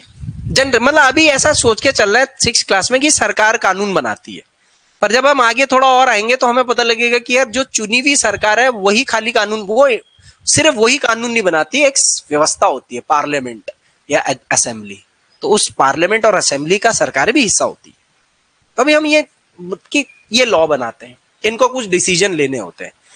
अब डिसीजन ऐसे नहीं होते कि वर्बली बोल दो, है ना, उसको एक तरीके से बनाना पड़ता है। तो जब आप उसको एक तरीके से डिसीजंस को बनाओगे तो उसको लॉ कहते हैं। ठीक है, जैसे ड्राइविंग करनी है तो भैया लॉ बनाना है, लाइसेंस। अगर जिसके पास लाइसेंस नहीं होगा तो फिर वो कैसी ड्राइविंग करेगा? जैसे आजकल हमारे ट्रेन की ड्राइविंग हो रही है, ट्रेन सीधा, जो ट्रेन में बैठा वो सीधा ऊपर, जैसे मीम्स बन रहे हैं ना आजकल, जैसे ट्रेन एक्सीडेंट पे बना देते हैं। गवर्नमेंट इसलिए भी चाहिए क्योंकि आपको लॉ बनाना है, और गवर्नमेंट इसलिए भी चाहिए क्योंकि आपको लॉ एग्जीक्यूट करना है। लॉ बनाना भी है और उस लॉ को एग्जीक्यूट भी करना है। इसलिए आपको क्या चाहिए? सरकार चाहिए। जैसे ड्राइविंग लाइसेंस वाला देख लो, आपने बोला जिसको ड्राइविंग करनी है उसके लिए एक लाइसेंस चाहिए कि उसको 18 साल होगा, टेस्ट पास करेगा ड्राइविंग का, और उसके बाद हम उसको लाइसेंस देंगे, और जो लाइसेंस वाला है वही सड़क पे लाइसेंस चलाएगा। लॉ तो बन गया। अब देखना भी तो है ना कि वही लोग चला रहे कि नहीं चला रहे, या कोई भी घुस जा रहा है गाड़ी लेकर के। तो ड्राइविंग विदाउट लाइसेंस के लिए उन्होंने क्या बोल दिया, पनिशमेंट दे दी, पुलिस वाले रख दिए, सजा भी तो देना है ना। तो सजा देना execution of the law. Making it compulsory that everybody will drive the car after holding a valid driver's licence is a law. And keep checking on whether people are driving, keep cross checking, check करते रहना लोगों को, जो नहीं कर रहा है उसको पनिशमेंट करना है, ताकि दूसरे लोग डरेंगे तो फिर, समझ रहे हो, this is execution of law. तो सोचो अगर एग्जीक्यूशन नहीं होगा ठीक से तो फिर लॉ बना के फायदा क्या हुआ। हमारा इंडिया कहां पर सफर करता है, what is the basic concept of the where why we are not like developing like China, implication of laws. हमारे यहां चाइना से ज्यादा लॉज हैं, हर सेशन में लॉ ही बन रहे हैं पार्लियामेंट में, स्टेट के अंदर हर सेशन में लॉ बन रहे हैं। इतने लॉज बन रहे हैं कि वो ना तो अवेयरनेस है और ना एग्जीक्यूट कर रहे हैं। अगर बता दिया, ज्यादा बता दिया तो लोगों को पता लग जाएगा, लोगों को पता लग जाएगा तो जो लोग वहां बैठे हुए हैं उनको उतना वो नहीं मिल पाएगा ना, बेनिफिट वगैरह, थिंग्स लाइक दैट। पुलिस को फायदा कहां पर होता है जनरली, हम कहेंगे यार एक अच्छी पुलिस में जो लोग रहते होंगे उनको अच्छा लगता होगा जब लॉ ना ब्रेक हो, ऐसे ही होगा ना, केसेस ना हो, अच्छा लगेगा। वो तो अच्छे ऑफिसर को लगेगा, जो करप्ट ऑफिसर होगा वो कहेगा लॉ ब्रेक होगा तभी तो उसको इन्वॉल्व होगा, तभी तो वो करप्शन के लिए उसको रास्ता मिलेगा। जैसे हम लोग कई बार न्यूज में देखते हैं कि शराब, इलीगल शराब बट रही थी, तो वो सारा काम कहते कि यार पुलिस वाले ही कर रहे थे। तो थिंग्स लाइक दैट।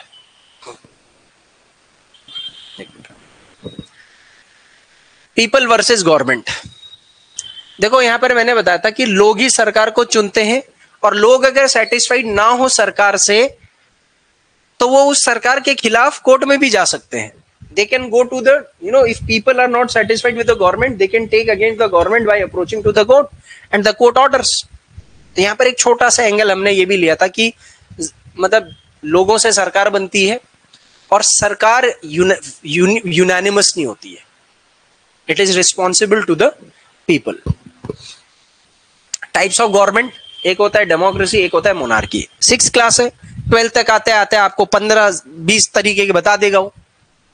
डेमोक्रेसी ही कितने तरीके की होती है वही इतनी सारी बता देगा वो। पर फिलहाल उसने बोला democracy where people elect government.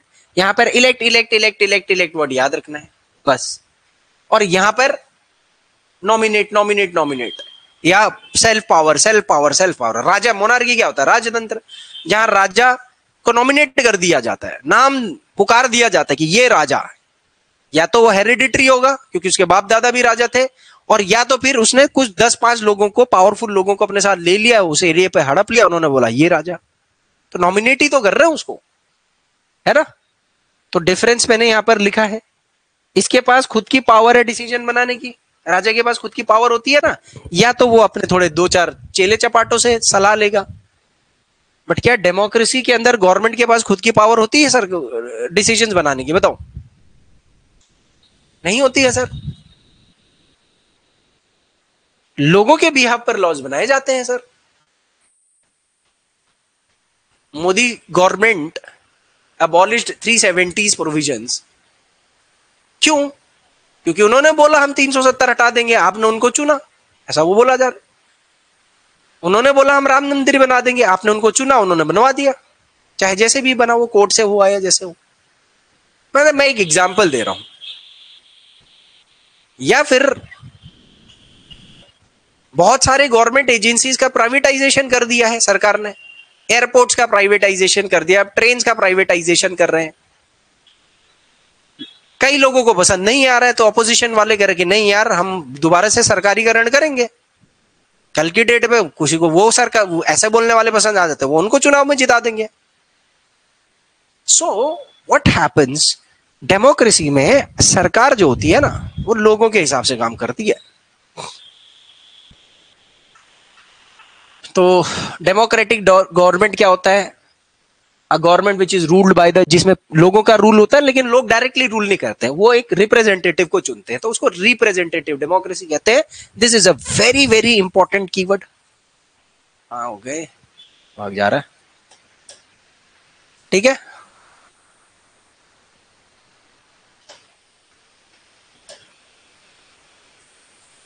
Representative democracy क्या होता है? People elect their leaders. People don't directly participate. Instead, people choose representation. हम आप क्या कानून बना रहे? हमने अपना एमएलए बना रखा है स्टेट में, वो जो अभी विधानसभा हुई है तो वो हमारी बातें रख रहे होंगे। हमने अपना एमपी बना के भेजा हुआ है पार्लियामेंट में तो वो हमारी बातें रखेंगे। This is representative government. तो रिप्रेजेंटेटिव शब्द का मतलब क्या होता है कि जहां पर एक आदमी किसी को इलेक्ट करता है to make decisions for them. मैं राज करना चाह रहा हूं, तुम भी राज करना चाह रहे हो, सब राज करना चाह रहे, कर सकते हैं सोसाइटी के अंदर। हमको और भी तो काम करने हैं ना, तो व्हाई नॉट हम अपनी सहमति से किसी इलेक्ट करके किसी को आगे भेज दें। We have confidence on him and he has responsibility towards us. So people, फिर होता है रिप्रेजेंटेटिव और फिर बनती है गवर्नमेंट। गवर्नमेंट इन सारे रिप्रेजेंटेटिव से ही बनती है, who is also one from the people. He is not someone very selective. He is not very nominative. He is not hereditary. He is amongst the people. That is democracy. That is representative democracy. आ रही बात समझ में सब लोग? Adult universal franchise का मतलब क्या होता है? क्योंकि जब हम लोग वोटिंग करते हैं ना, और आगे पॉलिटी पढ़ेंगे तो बहुत जगह पे होगा कि थ्रू यूनिवर्सल अडल्ट फ्रेंचाइज एक एमपी कैसे इलेक्ट होता है, through universal adult franchise MLA कैसे इलेक्ट होता है, पंचायतों में कैसे इलेक्शन होता है, universal adult franchise, universal adult suffrage. तो भैया यूनिवर्सल का मतलब सभी, अडल्ट का मतलब उस देश में अडल्ट की जो भी डेफिनेशन है, हमारे यहाँ 18 साल से ज्यादा, और फ्रेंचाइज का मतलब होता है राइट टू वोट। फ्रेंचाइजी का मतलब ये नहीं होता कि ये कोई कंपनी की फ्रेंचाइजी खरीद ली। फ्रेंचाइज का मतलब क्या होता है पॉलिटी में? मतदान करने का अधिकार, जो आपको 326 अनुच्छेद में दिया गया है, आगे पढ़ेंगे हम। All adults has the right to vote irrespective of their caste, creed, gender, place of birth, rich, poor, कुछ भी नहीं भैया। डेमोक्रेसी में तभी तो है हर एक अडल्ट आदमी अपना मतदान कर सकता है। इसे कहते हैं यूनिवर्सल अडल्ट फ्रेंचाइज। पहले सरकारें कैसे होती थी, मैंने आजादी के टाइम पर बताया था कि कुछ ही लोगों को, अपने आदमियों को ही वोट करने के लिए दिया, कुछ प्रॉपर्टी उनके पास है, एजुकेशन है। तो ये हमारे कॉन्स्टिट्यूशन, मतलब हम लोग जब 1909 से लेकर के 1935 तक जब हम लोग अंग्रेजों से कुछ पॉलिटिकल राइट्स मांग रहे थे ना, तो अलग अलग जो एक्ट्स आए थे तो उसमें वो थोड़ा थोड़ा करके दे रहे थे, बट कंक्लूजन वही निकल रहा था कि सिर्फ आदमी वोट कर रहे हैं जिनके पास अच्छी प्रॉपर्टी, अच्छी संपत्ति, अच्छी एजुकेशन है। आजादी के बाद हमने फिर अच्छा किसको पहले जमाने, और ये सिर्फ हमारी कंट्री में नहीं, उस जमाने में सभी कंट्रियों में हो रहा था, अमेरिका में हो रहा था, इंग्लैंड में भी हो रहा था। महिलाओं को वोट करने का अधिकार नहीं मिला, गरीबों को नहीं मिला, जिनके पास प्रॉपर्टी, शिक्षा है। सफरेज का मतलब क्या होता है? Right to vote. आप चाहे फ्रेंचाइज शब्द इस्तेमाल करो, सफरेज शब्द यूज करो, आपको उसका मतलब समझ में क्या आएगा? राइट टू वोट, है ना। तो अच्छा टेक्निकल टर्म है ये पॉलिटी का। एक बहुत लॉजिकल चीज इसके अंदर बताई गई थी, और मुझे भी ये चीज बहुत अच्छी लगी जो इसमें विमेन्स के बारे में बताई गई थी। Women suffrage movement.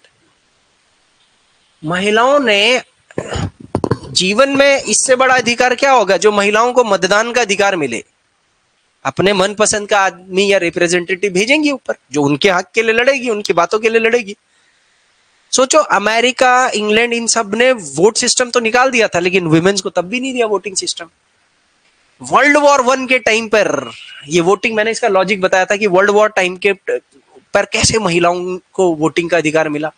World war one में दुनिया लड़ रही थी, आदमी सब फौज में, औरतें घर में। जो घर की जो इंडस्ट्रीज और इन छोटे मोटे इन जगहों पर जहां आदमी काम कर रहा था, वहां आदमी नहीं काम करने के लिए, इकोनॉमिक डाउनफॉल। लोगों ने बोला औरतों को लाओ, फैक्ट्रियों में औरतों को लाओ, सर्विसिंग में औरतों को लाओ, ग्रुपिंग में और डिसीजन मेकिंग में औरतों को लाओ। औरतें परफॉर्म कर गई, घर भी संभाल लिया और वो भी संभाल लिया। औरतों को भी और कुछ फेमिनिस्ट लोगों को जो विमेन्स की सपोर्ट करते हैं उनको कॉन्फिडेंस आ गया कि यार औरत भी ये काम कर सकती है आदमियों जैसा। औरतों ने मूवमेंट चला दिया। जब वर्ल्ड वॉर खत्म हो गया तो मूवमेंट इतना ज्यादा हो गया, औरतों ने बोला भाई यार हमारे अधिकार दो हमको। उन्होंने वोटिंग का अधिकार, उन्होंने बोला यार वोट का अधिकार मिलेगा तभी जाकर के कुछ होगा, संसद में घुसेंगे। दे रियलाइज द कैपेसिटी कि उन तो स्टीरियोटाइप्स जो प्रैक्टिस चल रही थी उसका शिकार हो रखे थे कि औरतें ये नहीं कर सकती, मशीन नहीं चला सकती, फैक्ट्री में काम नहीं कर सकती। दे आउट परफॉर्म द मेन। इकट्ठे हुए, स्टीरियोटाइप सोसाइटी के खिलाफ लड़े। जब हम इकट्ठा होकर लड़ते हैं किसी अधिकार के लिए तो जेल भी होती है, भूख हड़ताल भी करनी पड़ती है। Thanks to Mahatma Gandhi ji at that time, क्योंकि उन्होंने ये चीज दुनिया को सिखा दी थी कि पीसफुली प्रोटेस्ट कैसे करते हैं। क्योंकि औरतों का सबसे बड़ी चीज तो था कि औरतें हथियार नहीं उठा सकती थी भाई। So finally achieved the right to vote. First country in the world that gives women the right to vote was sir USA 1920। और यूएस में फंडामेंटल राइट 1784 में लागू हो गए थे। 1784 यूएस जब बना तो पहली दुनिया की रिटन कॉन्स्टिट्यूशन की डेमोक्रेसी थी और उनके संविधान में फंडामेंटल राइट ही दिए गए थे vote. United kingdom 1928। And India को कब मिला होगा, आइडिया लगा सकते हो? चलो बताओ, कमेंट करो भाई सब लोग। When did Indian women got the right to vote? बताओ। 19 गवर्नमेंट ऑफ इंडिया 35 में या 1919 के एक्ट में, या कोई लगा सकता है दिमाग? इंडिया में विमेन्स को राइट टू वोट का अधिकार कब मिला?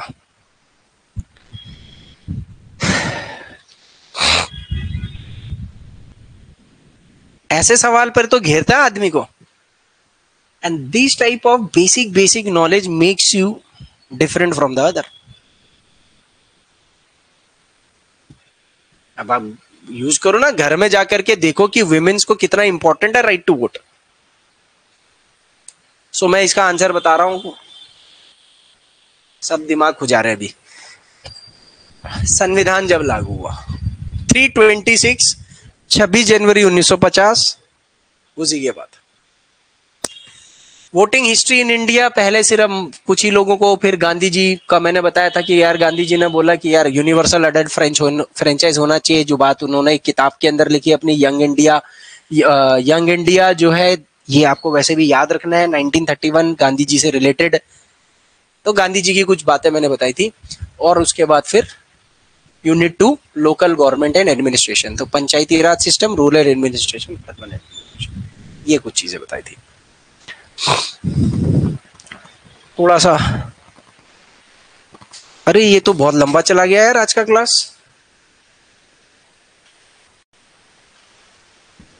है। मैं तो ना कोई कमेंट में बोल रहा है कुछ थक भी नहीं रहा हूं मैं, अब मैं कैसे होगा?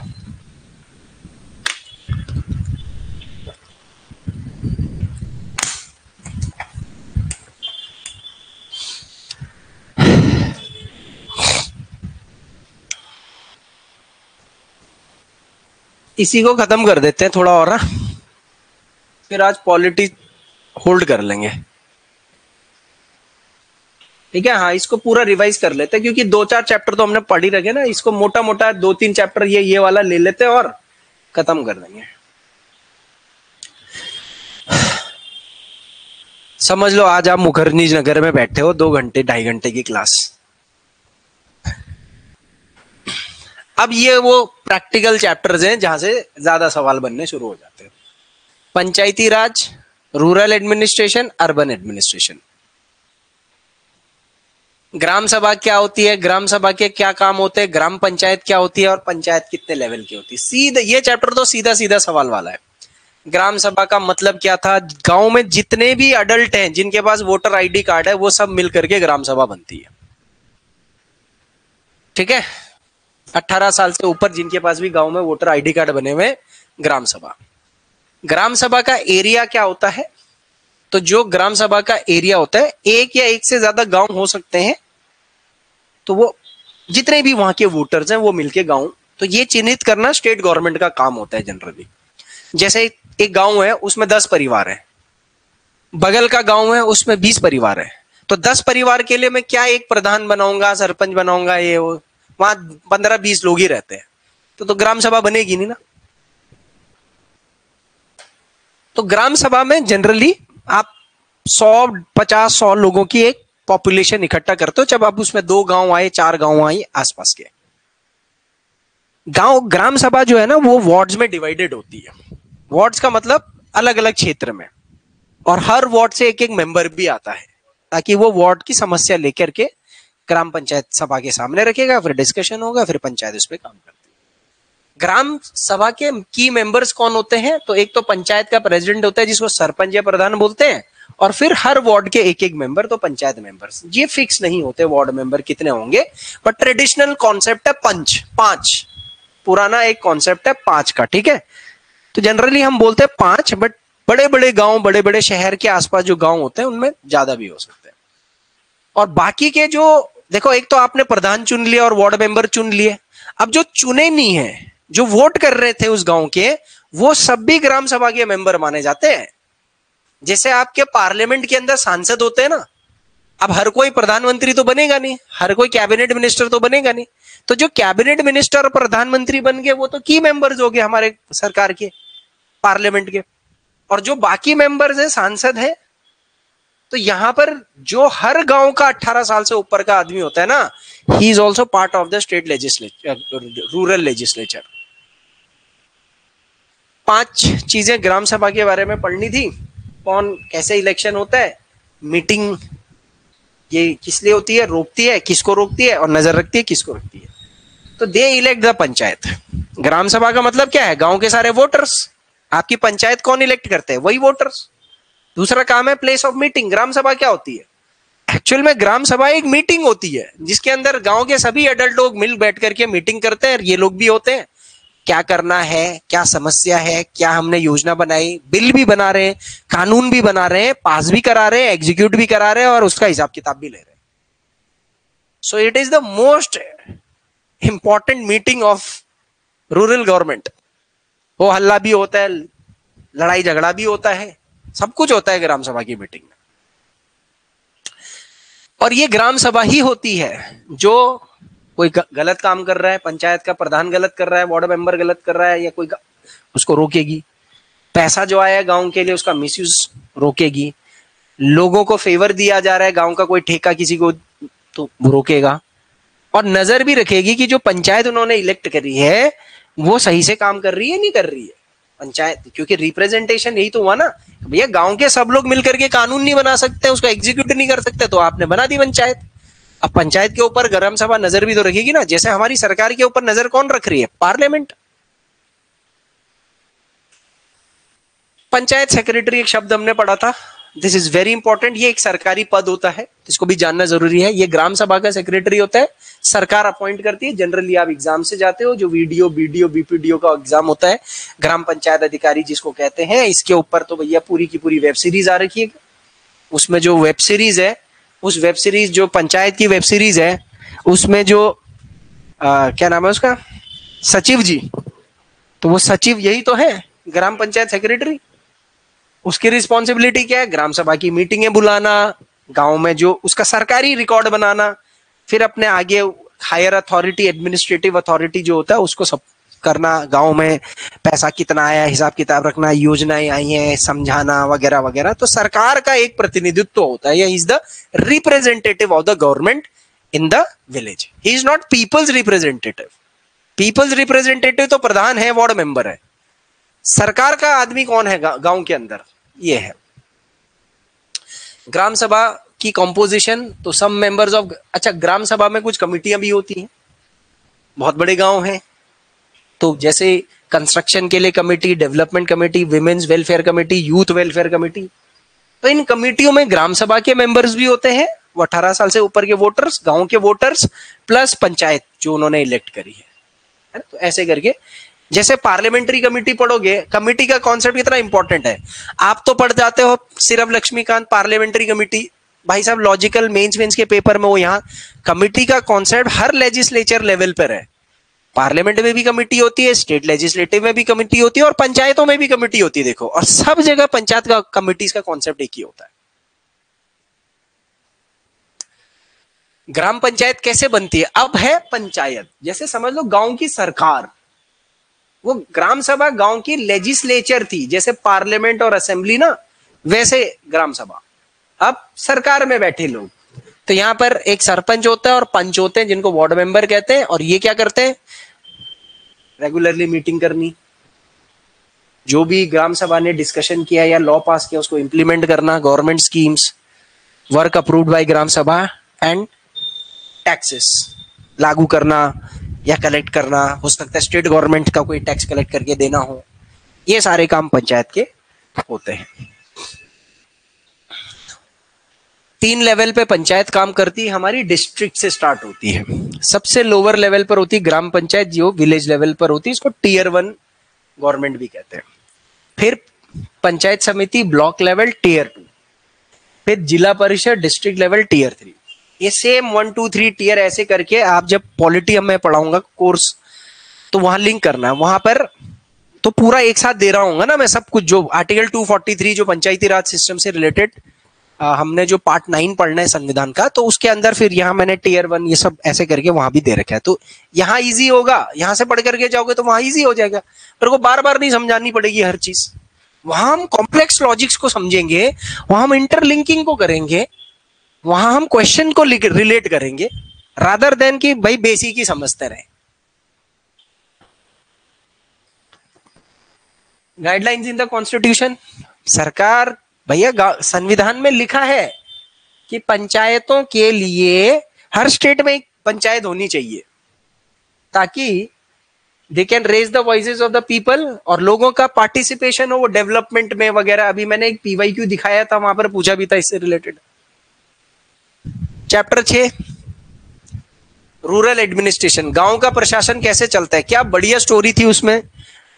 2 आदमी खेत का बाउंड्री जो है वो खिसक गया, उसको लेकर के लड़ाई झगड़ा करते हैं और एक दूसरे को धुन भी देते हैं। अब उसको लेकर के उस NCERT के अंदर पूरी स्टोरी बनाई थी, जिसमें से फिल्टर करना सबसे मुश्किल था कि सर पेपर के लिए क्या निकाले। तो मैंने ये फिल्टर करा था कि पंचायत का एरिया, पुलिस स्टेशन क्या होता है, उसका एरिया क्या होता है, पुलिस स्टेशन वालों का काम क्या होता है, लैंड, क्योंकि उस वाले काम में पुलिस स्टेशन का भी काम था और उस वाले केस में पटवारी वाले का भी काम था। तो लैंड रिकॉर्ड कौन मेंटेन करता है, और एक लॉ के बारे में भी बताया था जिसका नाम था हिंदू सक्सेशन एक्ट, जो इंपॉर्टेंट है सर आज की सोसाइटी में, तो बहुत इंपॉर्टेंट है। जो लैंड होता है, जमीन, हिंदू सक्सेशन एक्ट में क्या पढ़ा था, सक्सेशन का मतलब उत्तराधिकारी। हिंदू धर्म में जमीन का उत्तराधिकारी पुत्र होते हैं, सारे पुत्र। तो मैंने आपको बताया था 2005 का हिंदू सक्सेशन एक्ट क्या कर देता है, पुत्रियों को भी शामिल कर दिया कि पिता की संपत्ति में पुत्री का भी बराबर अधिकार, जब तक कि पुत्री खुद लिख करके ना दे कि I don't want the property from my father. जैसे आजकल प्रैक्टिकली कराते यही है, इमोशनली भाई बोलता है मैं सारे रिश्ते तोड़ दूंगा अगर ये लड़ाई के प्रॉपर्टी के लिए लड़ेगी, तो कईयों में हो भी जा रही है। बट हिंदू सक्सेशन एक्ट 2005 बोल रहा है कि बराबर अधिकार है, पर क्यों है वो भी उसमें अंदर बताया है कि क्यों लड़कियों को पिता की प्रॉपर्टी में संपत्ति मिलनी चाहिए। अब एक चीज बताओ, आपकी सिस्टर है, आपके फादर आपकी प्रॉपर्टी को डिवाइड कर दें या लीगली हो जाए इस एक्ट के थ्रू, आपको दुख तो लगेगा, यार पुश्तैनी तो हमारा ही अधिकार होना था। बट आपकी अगर शादी होगी तो यार वो भी तो लाएगी कुछ, तो ये तो एक तरीके से बराबरी का ही हिस्सा हो रहा है वैसे देखा जाए तो। बट फिर सोसाइटी भैया, स्टीरियोटाइप इसी को तो कहते हैं। So lots of things. Police station एक वो एरिया होता है जहां पर उस एरिया के व्यक्ति के साथ कोई भी दिक्कत हो तो वो अपनी रिपोर्ट कर सकता है, तो कौन कौन से केसेस जा सकते हैं, ये सब क्या रिस्पॉन्सिबिलिटी होती है इनकी, केस दर्ज करना, उस पर इंक्वायरी करनी, इन्वेस्टिगेट करना, उस पर कुछ ना कुछ एक्शन लेना है। और इसका कंपोजिशन तो बेसिक यहाँ दे रखा है, आगे शब्द है कि एक स्टेशन होता है, हाउस ऑफिसर होता है और एक कांस्टेबल होता है, एसएचओ होता है।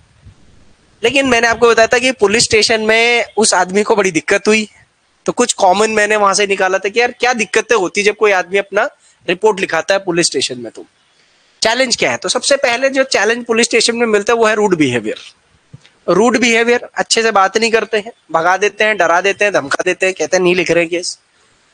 And they do not record minor complaint, छोटी मोटी चीजें वो करते नहीं, क्योंकि फिर क्राइम रजिस्टर बढ़ जाएगा, बोलेंगे भाई तुम्हारे थाने में इतने अपराध हो रहे हैं।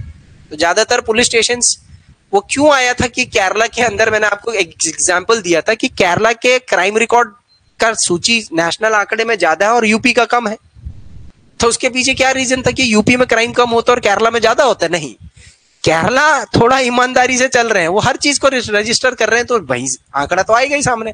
यूपी वाले मर्डर पटर कुछ भी हो जाए वहां, वो केस तक नहीं रजिस्टर होता है सर। सो एक छोटा सा एक प्रैक्टिकल एग्जांपल मैंने आपको बताया था, ये चीज होती है। अच्छा, मैंने कई बार क्या होता है ना कि हमको एक ऐसी पर्सनालिटी बननी होती है यूपीएससी के लिए जो एक डिप्लोमेटिक बंदा हो, गलत में भी सही बता दे। मैंने बोला पुलिस वाले तो यार सर रूड बिहेवियर वाले होते हैं, और आपको बनना पुलिस ऑफिसर ही है। आप इंटरव्यू में चले गए, sir I want to become IPS officer, यार वो बोलेंगे पुलिस स्टेशन में रूड बिहेवियर बहुत होता है यार। आपको क्या जवाब दोगे? आप एक्सेप्ट करोगे हाँ सर होता तो ऐसा, रूड पुलिस वाले रूड होते हैं, I will change it sir, when I will become IPS I will change this. जाहिर सी बात है, फेंक रहा है, कोई नहीं बदल पाएगा। पॉजिटिव क्या है इसमें? आप बोले sir there is a reason for their rude behaviour sir, actually they have to deal with criminals, they have to deal with fights, they have to deal with those situations where quarrels। आप police वालों के सामने लड़ाई झगड़े, गाली गलौज, मार धाड़, ये वो यही तो होता है।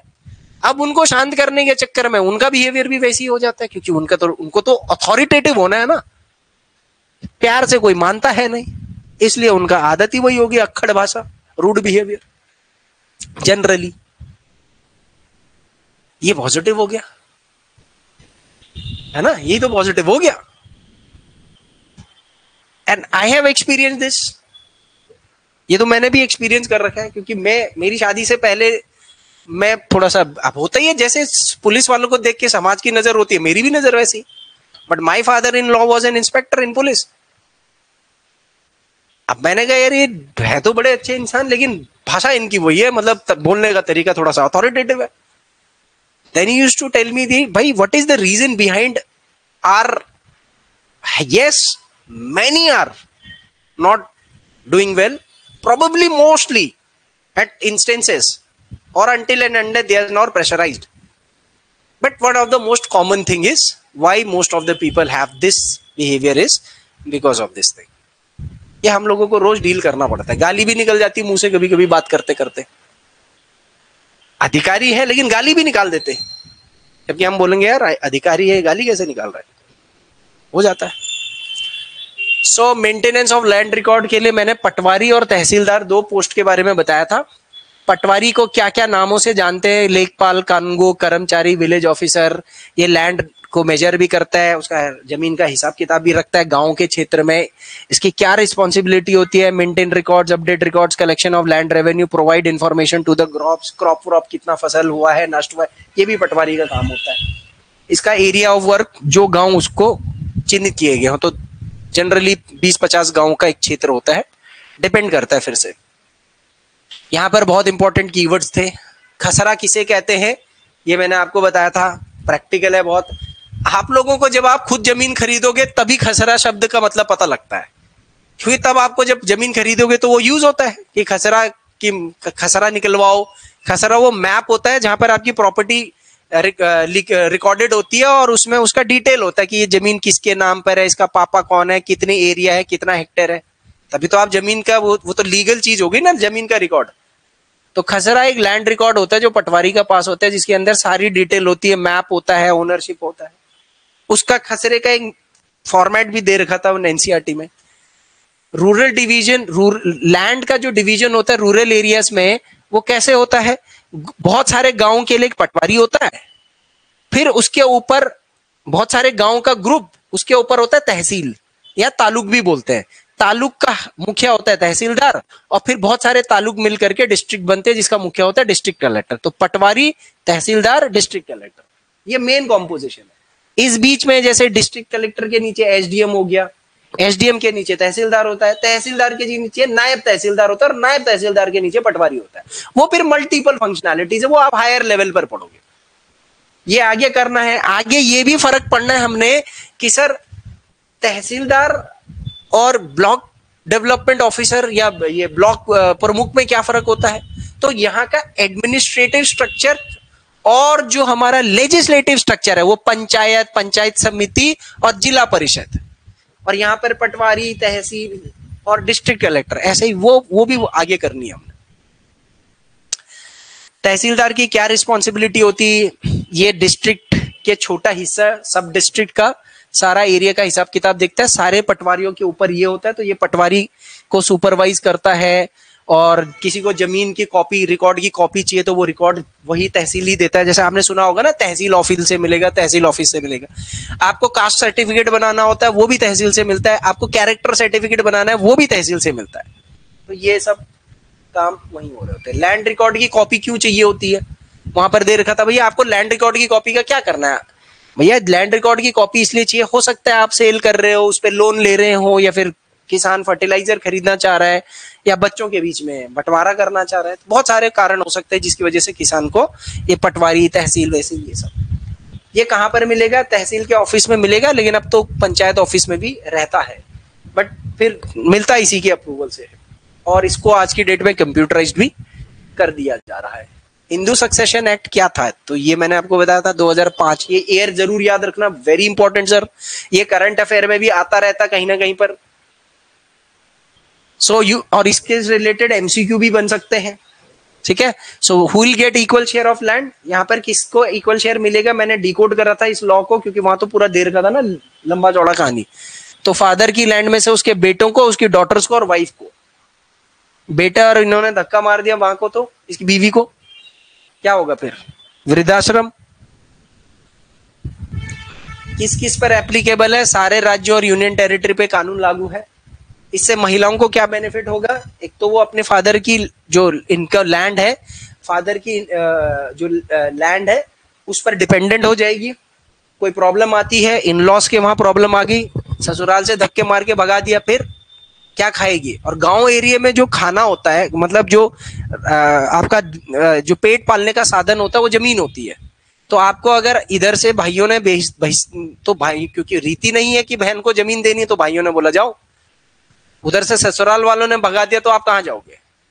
तो एटलीस्ट आपके फादर की जमीन आपको इनहेरिटेंस में मिलती है, तो आप उस पर थोड़ा सा कल्टीवेशन करके पेट तो पालने का काम कर ही सकते हो।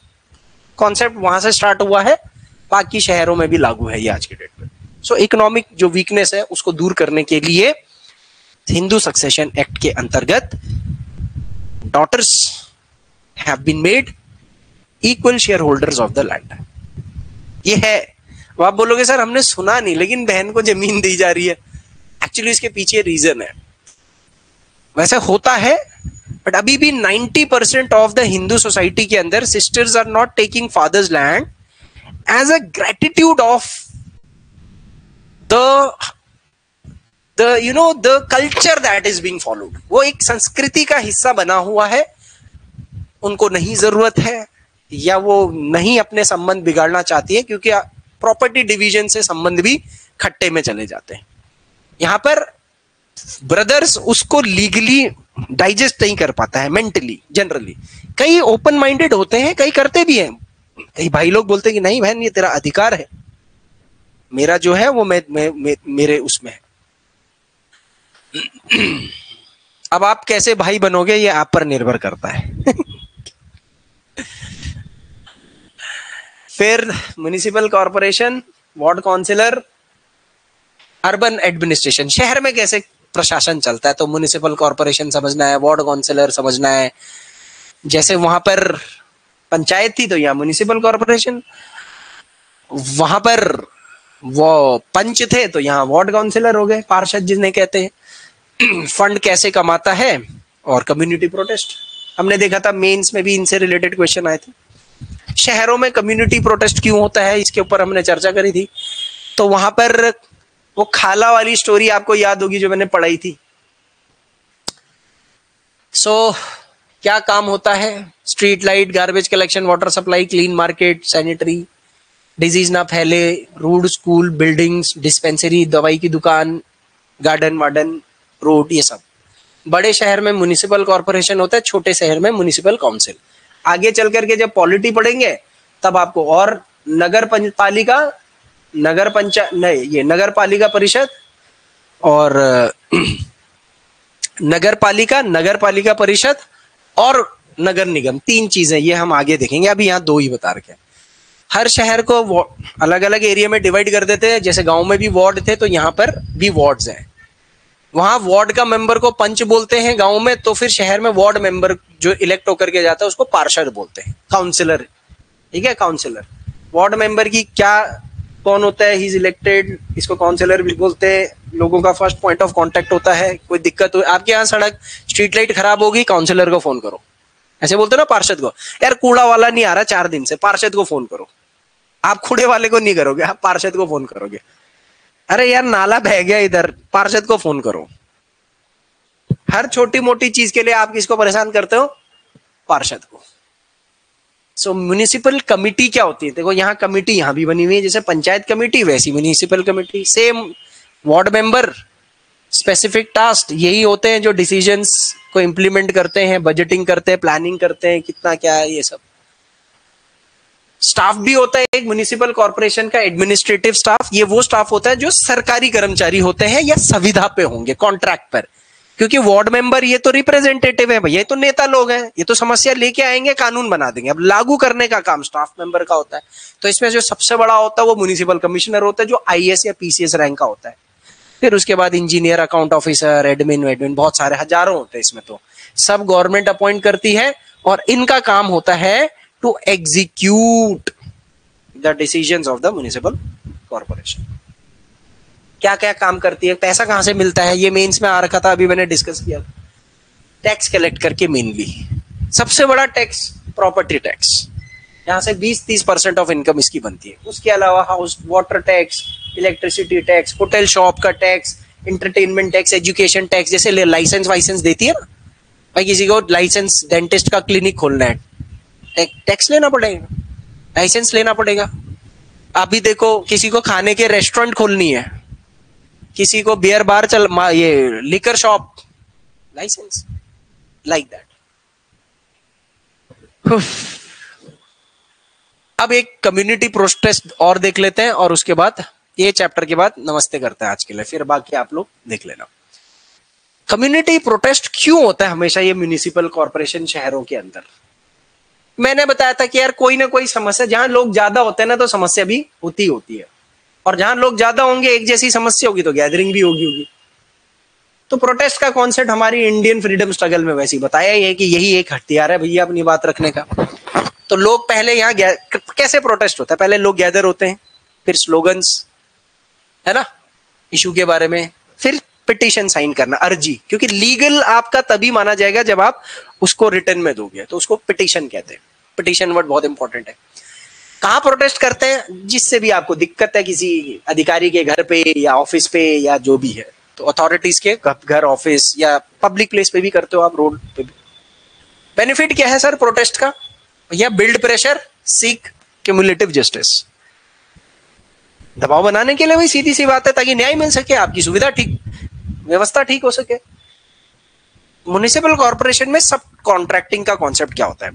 आप ठेके पे काम दे रहे हो, सरकार का काम जो सरकारी लोगों ने करना था अब वो ठेके पे हो रहा है। अब क्यों हो रहा है? क्योंकि मैंने आपको बताया था कि भैया म्युनिसिपल कॉर्पोरेशन का बजट उतना होता है नहीं, सरकारी काम सरकारी करेंगे तो फिर आदमी सरकारी रखने पड़ेंगे, पेंशन टेंशन।